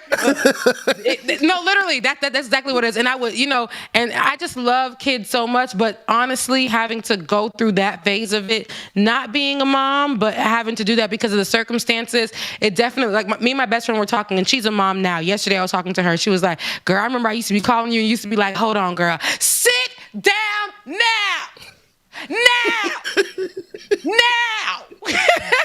And then like have the baby over here like, girl, I'm trying to put him to sleep. He only sleep to this song. He only sleep like this. It's ridiculous. But yeah, but it was it's a good experience. So when I am eventually a mom, I know you never prepare for those things. I know you're never ready for things. I might have a kid that, ain't even like that. Who knows? But I think I'm prepared for a poopy baby. Who's a poopy baby? Rebecca gonna have baby's kid. One thing I've learned. Hey, listen. One thing I've learned is not to test fate, not to tempt the universe. I ain't gonna say I can handle all the poopy diapers because there's gonna be a special one for you, Rebecca. You have just talked up the ultimate poop bomb. So your babies are gonna be beautiful. They're gonna be some beautiful babies. Beautiful black and poopy. Pampers up. Big heads. As we're giving these unique, detailed descriptions, maybe we should go to a real artist. A real artist. David, you're going to leave the segues to me. Here we go. Let's go to... yeah, that was pretty freaking terrible. But I was trying.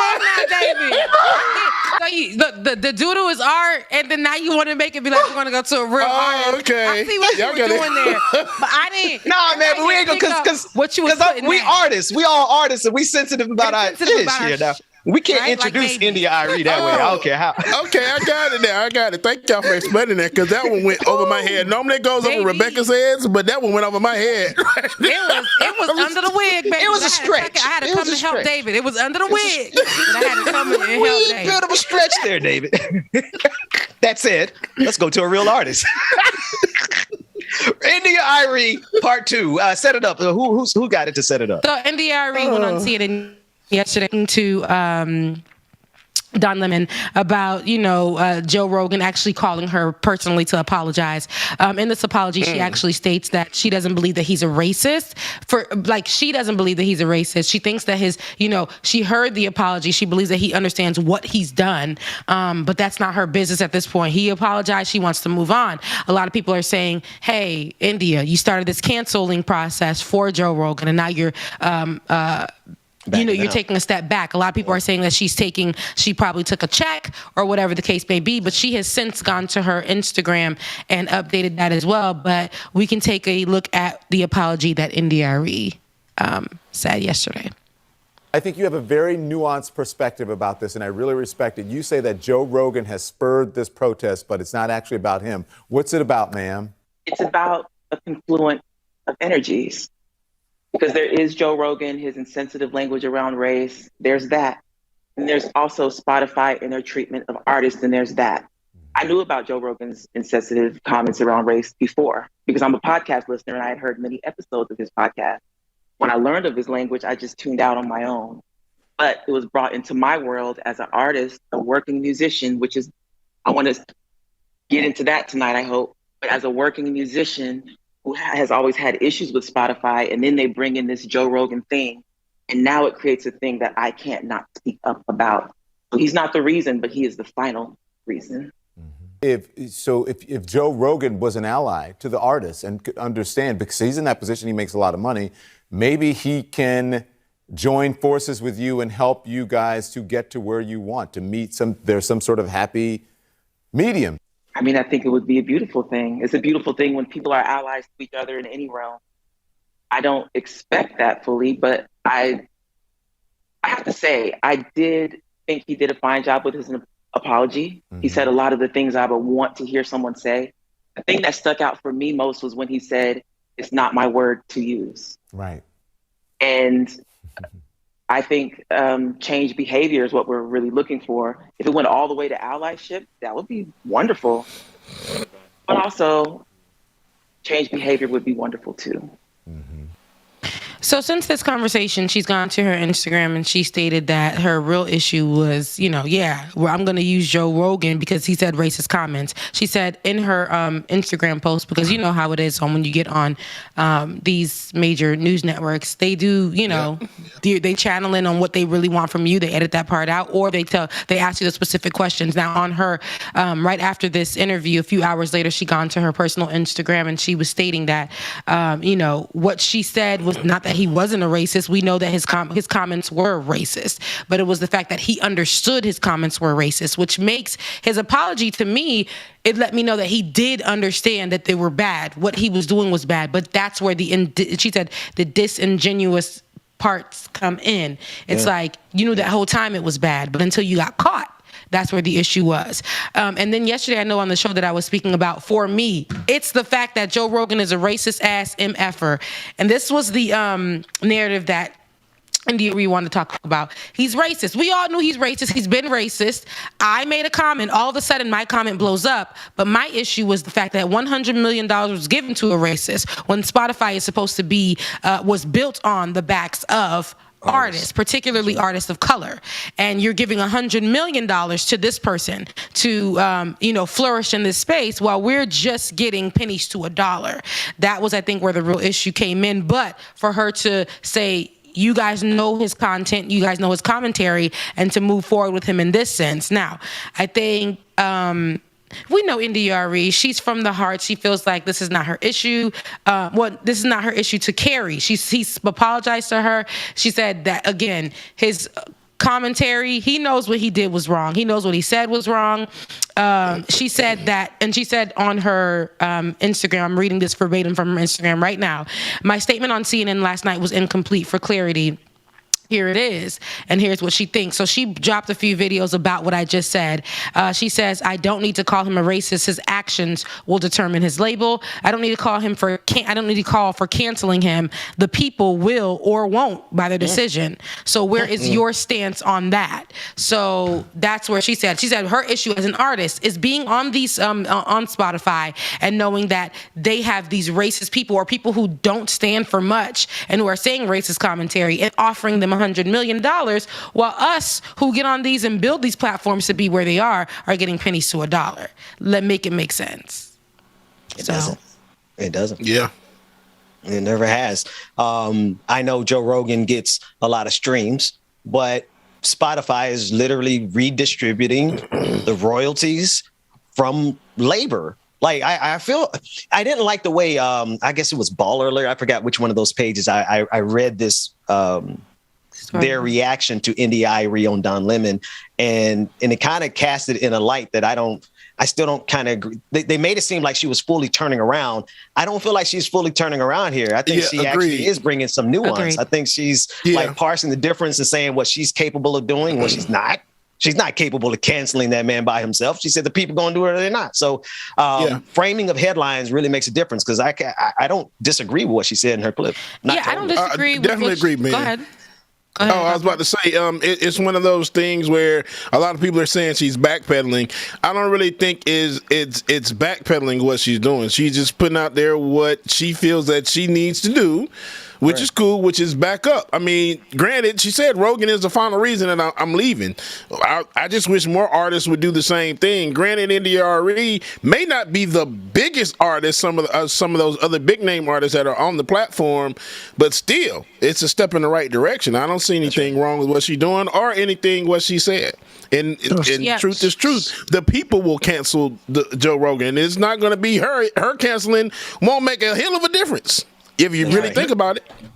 Yeah, and NDRE is actually a artist that makes, that streams a lot over God knows how many millions in a year on Spotify, as I know because she posts up the numbers, but that's on Spotify only. On every streaming network, anybody who is a millennial child knows NDRE. If you know you've gone through depression, you listen to NDRE. If you know you want to come and cleanse yourself and be a part with the universe, you've listened to NDRE. If you know that you want to love on your black man, you've listened to NDRE. Valentine's Day is coming up, and you have listened to NDRE. Yeah, you popping into brown skin, you popping into good man, you popping into all kinds of music. But I say this to say she has been a part of building the culture for neo soul. She is a neo soul originator.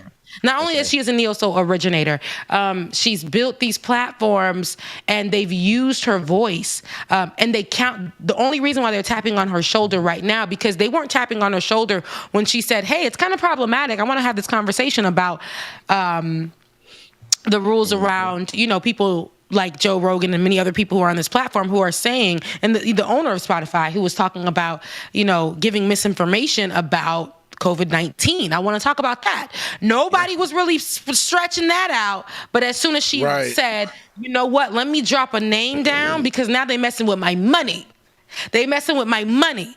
And I want to really have this conversation because his rhetoric is terrible. Now, there's so many people whose rhetoric are terrible in these spaces.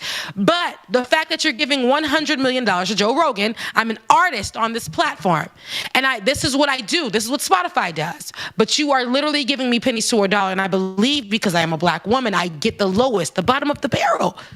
The bottom of the barrel when it comes to that. And that's a conversation that people don't want to play with. Now, they ate her alive in the comment section, calling her everything from the ER to a bitter, black artist who is mad that she's no longer where she, wants to be. And the truth be told, she's still, huge in the neo soul world, in the R&B world. If you know soul music, you listen to her. But not only that, and she's a writer for so many other artists, white and black. But they went into her comment section and they tried to eat her alive. We know who the far right or the racist people, they'll do that. But it's the people who look like us and they have these platforms and they'll do these misleading headlines and titles. And it's almost as if they're pushing the same agenda, but it's to get the numbers, it's to get the pull, to say that she backpedaled. But if you watch the full interview, and she's been having to do this time and time again, her commentary on the Grammys, when she said the Grammys and the industry doesn't love black people, and here's why. And she dropped everything. The articles and the people who were wanting to interview her were just using, of course, a portion of what she said and going with that and not actually looking at the details. Not saying that I agree with her just going on to CNN and doing that, but her actually saying that's not what I said because she's good for it. This is what I meant and this is what I said. Now, if I'm getting the check, if I'm fighting for right now, we're in the space, y'all, and we know that we're not getting money fighting the same fight that a certain other person is doing or a certain other network is doing with the same people, male, female, male, right? As the people who are the anchors or the co-host of the show, and because they're white, they're getting a check. It's gonna be problematic for me too. It's going to be problematic for me too. And I'm going to have that conversation. And I'm going to point out the problems with people who, if you go through their history, now I know if you go through my Twitter, and we talk about this on the show, our politics have been terrible. Like because of what our faith is, how we were brought up and things like that. But when I look at some of these people who are white, who are speaking for black voices in this time, and it wasn't too long ago that they were so racist on that same platform. But see, I don't want to listen to us talking about our own experience. You still rather listen to them because of how society has made us think when you see a white person talking about this, it must be right. Oh, well, they definitely rather have a white person talk to them about racism than a black person. Yeah. I mean, we found that out pretty early on in this industry. The only other thing, Rebecca, I hear you. I don't disagree with you. I just want to say this about India.Arie.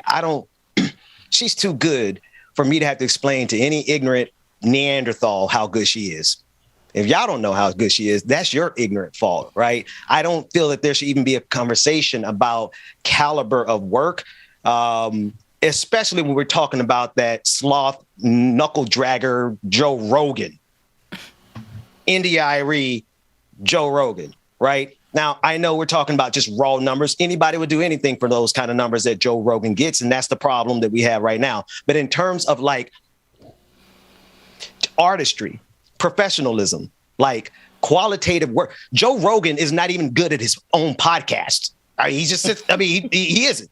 India.Arie is in a whole nother echelon where I'm like, yeah. If you guys don't know who she is, then continue to stay in that level of ignorance that's necessary for you to think that you're supreme above us. That's all. Y'all know I love y'all, right? And I just can't hold my tongue. I'm not going to say I can't hold my tongue because everything you said is true. But, you know, I just have to... India.Arie is one of those artists, it's like a niche artistry, if you would. So you're not going to have a lot of people that have listened to her like we have. I will say India.Arie is not somebody I go to all the time to listen to. I was there for her hits, you know, Not the Average Girl from the video. Because I Am a Queen, those couple of songs. But, you know, after those, I kind of fell off listening to her. It was good for the time frame. So I'm not trying to throw no salt on her or anything that she does, but you know, she's just, I don't think that her artistry, you know what, never mind. I'm gonna be quiet.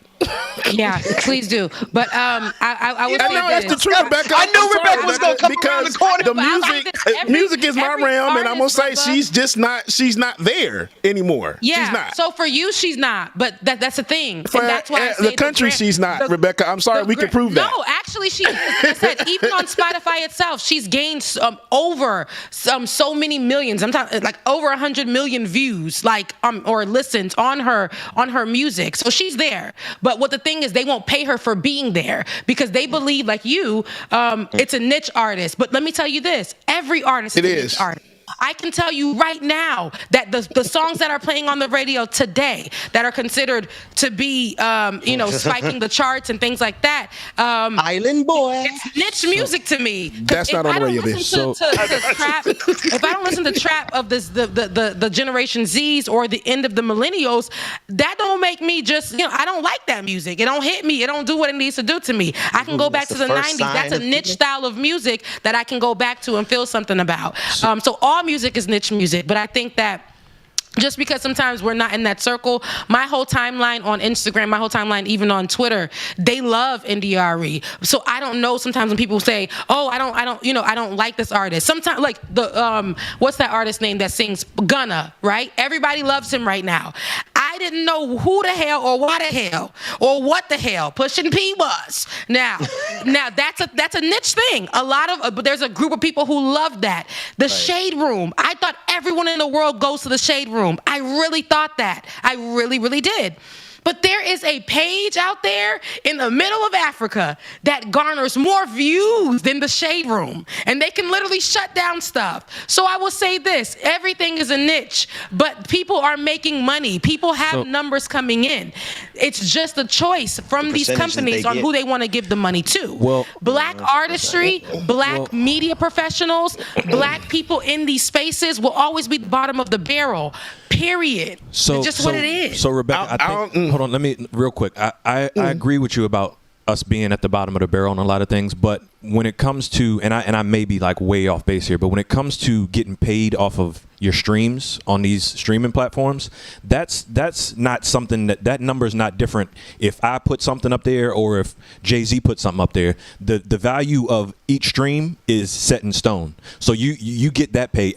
What you might be referring to, and correct me if I'm wrong, is other opportunities in the platform. Like Joe Rogan got $100 million to have his podcast exclusively there. That's a little different than getting paid from a music stream.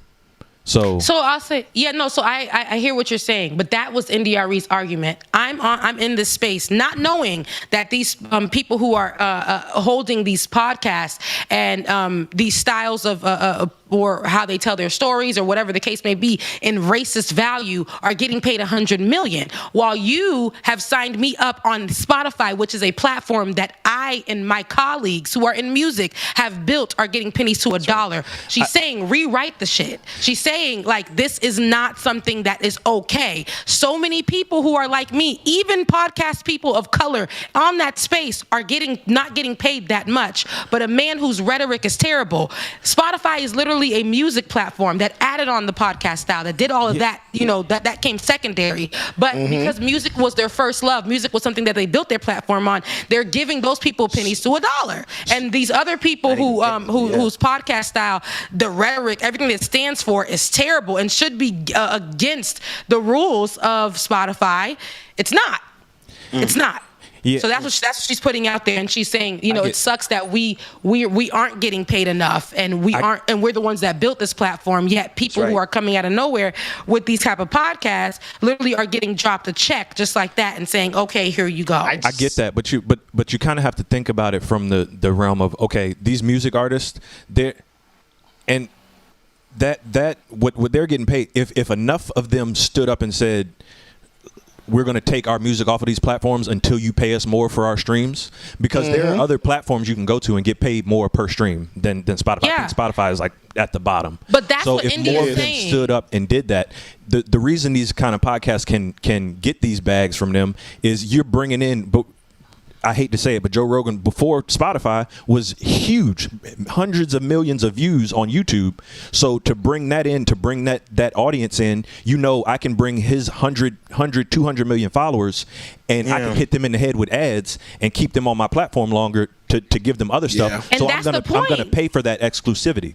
So that's the point. That's her point. She's saying that literally they'll pay for evil. They're paid for all that stuff. And I understand what you're saying, because he does have major numbers, but we know how it is. We literally just talked about that whack ass podcast with those two black men or men of color talking about black women. That sells, but does it mean that it should? Like, those things sell. We literally talk about here Kevin Samuels. He's the biggest he's bigger than so many artists right now because we made him that way. Do you think that the things that he's saying to women is okay? No, me personally, I don't think so. But this is what happens. We are okay with watching and pushing and pushing those things when the idea of this was Spotify was supposed to be a safe space for so many artists, and it's no longer that. They won't even pay people unless you're black, especially a black man talking negatively about black women. If you are a white man talking negatively, saying the word ER, we will push you to where we need to push you. We'll take you to where we got to take you. We will put the eyes on you. We will make sure that we sponsor you every single way that we can. We will back you. That's the conversation. That is the conversation. And sometimes I know it's about money. We know how it is. It's a capitalistic world. We know that. We're sitting right here. We know that everything is about getting money, getting views. We don't care if the artist is trash. We know that if we have him singing ABC underneath a sample of the Isley Brothers, we know that we're gonna get some ears on it. We know that we're gonna make it happen, no matter how trash it is. We know that. And so it's like more so you see what kind of artist in NDRE is. She's somebody who's more of a realist and who looks at it from that point of view. And it's kind of like, hey, I don't want to. I like we need to really be sure about what this platform is pushing. If it's pushing misinformation, the fact that the misinformation is getting so many views, so much ears on it, so many people are moving forward with this misinformation and utilizing it. It's problematic. But you got to look at go ahead, Dwayne. No, go ahead. I was going to say part of that misinformation. I know one thing that they're doing now, which is stupid as hell, is putting that warning label on certain podcasts that they have. I've seen that. But now you got to understand though as well too. These are the same people that already followed him, and that was probably already in this misinformation already. So they already bought Joe Rogan's followers from YouTube. Of course, they came over to Spotify to get those to boost his numbers up and get this $100 million contract. But yeah, 7 cents on the dollar is all artists get. Unless you're a big name artist and that you negotiated that contract. Exactly. And I think that some of the conversations are getting conflated, but I think it boils down to, as far as like getting more out of Spotify and things like, it comes down to ownership, because when you own your stuff, you can negotiate on your behalf for higher rates. When a music label is owning your stuff, they don't really care too much, in my opinion, how much each stream is getting paid out for, because that's not where they're making their huge money. They're in bed with the streaming services. They're getting other side bags. So they're negotiating on behalf of all of their artists, and it's like, okay, we're gonna get so it kind of boils down to ownership and yeah. Just so India just make sure I want to make sure people know though. India is now an independent. India. But this is an important note though, Rebecca, to what Dwayne was just saying. Those streaming royalties, I mean, the first step it goes by is the record label though, right? So that's they get a cut of the cut. So they're not even getting that whole percentage. So at the end of the day, the artists are the ones that are getting taken to the woodshed in this whole situation. And one other detail, listen, Rebecca, you said it. Just because it sells doesn't mean should it. I want us to really juxtapose the artistry. And I know India ain't the thing right now, right? But the artistry versus the Neanderthalism. It's not Rebecca. I'm sorry, Rebecca. I'm sorry. It's just she's hot, but she's just not hot. But look at how. But I just want you to look. This man Joe Rogan could go on Spotify, get $100 million because he has all these people who like to listen to him. And what are they listening to him talk about? Besides the misinformation, I actually do want to know how many people have died. I want to know how many people have died as a result. I didn't even know who Joe Rogan was until like literally the last year. I did not know. So like I said, everybody's niche. Joe Rogan, I'm about to say, host of Fear Factor. Yeah. I think he did Blind Date everybody's also. niche. I remember, right? That's the only, with hair. Previously. So when I said, "Is this the same guy?" That man he's giving me skinhead now. That was actually my thought too when he started to make waves. I did not even know that he went into this change of whoever he was and whatever. It makes me uncomfortable. So, but when I finally figured out, that he had this whole line of people following him, that it makes sense. But I'm not one of those people. Like I said, in my world, NDRE is big now, and when it comes to numbers, we know what sells. I never knew those two. Podcasters never knew them, never ever heard of them, never seen them, nothing. Those two black podcasters that get off on talking terribly on women. Yes, never heard of them in my life until they went viral recently. So you see what I'm saying? There are worlds where these people are making numbers and getting numbers because people will follow them. And the fact that we retweet or we post about them or we have these conversations about them does garner them more views, even if somebody is only, and this is the world that we live in today. A view doesn't mean that you like the person, but even if you're only going to spectate, even if you're only going to see what this person really said, that's going to get them more money. That's where we stand today. But NDRE is now an independent artist. Her latest album that went really well was something that she did on her own platform, because she went through the industry and the whole thing of it. Everybody is not, you make your fight, and especially being black in this industry, whatever industry it is, you might have to choose something that people are going to look at you like, damn, you kind of really flip-floppy right now. You kind of looking crazy. Like if they were to offer this particular platform that we are on, a couple of $100,000, I'm gonna be like, y'all, listen, I got y'all, I promise. Just let me get the money and we gonna see about y'all. I promise you, because we need the money. There are people who will not take the money. There are people who won't. I just, BNC, the Black News Channel, which is cool. They're owned by white people. BET now. White people own network right now. white people. So, and I love them people. And like I said, if they were to call me and be like, Rebecca, what's good? It's going to be what's good. You know, we all out here trying to get a check. But it sucks that we got to do 6 jobs when all Joe Rogan has to say is something with the ER. Very heavy, very strong, very fun. And it shows Call you got to us, be relate 10 us times to better. monkeys, relate us to monkeys, and literally get a check for that. Planet of the Apes. 100 million. 100 million.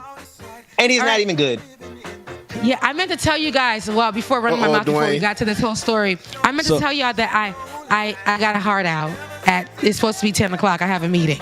Imagine that. Let me hold real quick. And look, Rebecca, you probably gonna hate me. A lot of people might hate me for saying this. Oh Lord. I'm about to say, but use this show for example. If we were to go and build up 200 million followers, we could go anywhere to any platform and say, you gonna pay us this or we not coming. So to the point of kind of Joe Rogan just saying X, Y, and Z. Oh, I gotta close with this. So yes, he's bad, terrible, racist probably, but anytime you build something like that from the ground up, you kind of can go in a lot of rooms and just put your foot down. I hear you, Dwayne. I can't let the show end on that note, but the thing is if we start talking bad about black women, we get those numbers. That's what she's talking about.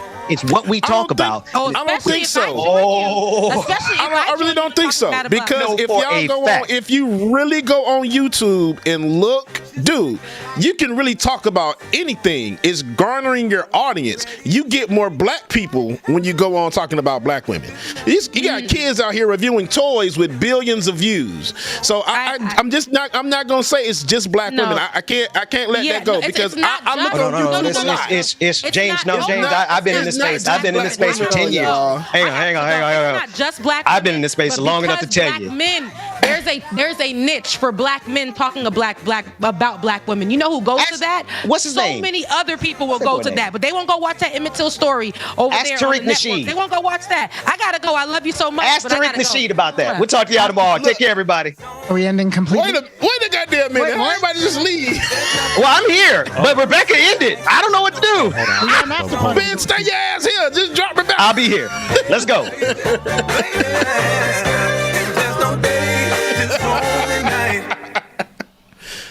Damn song ended.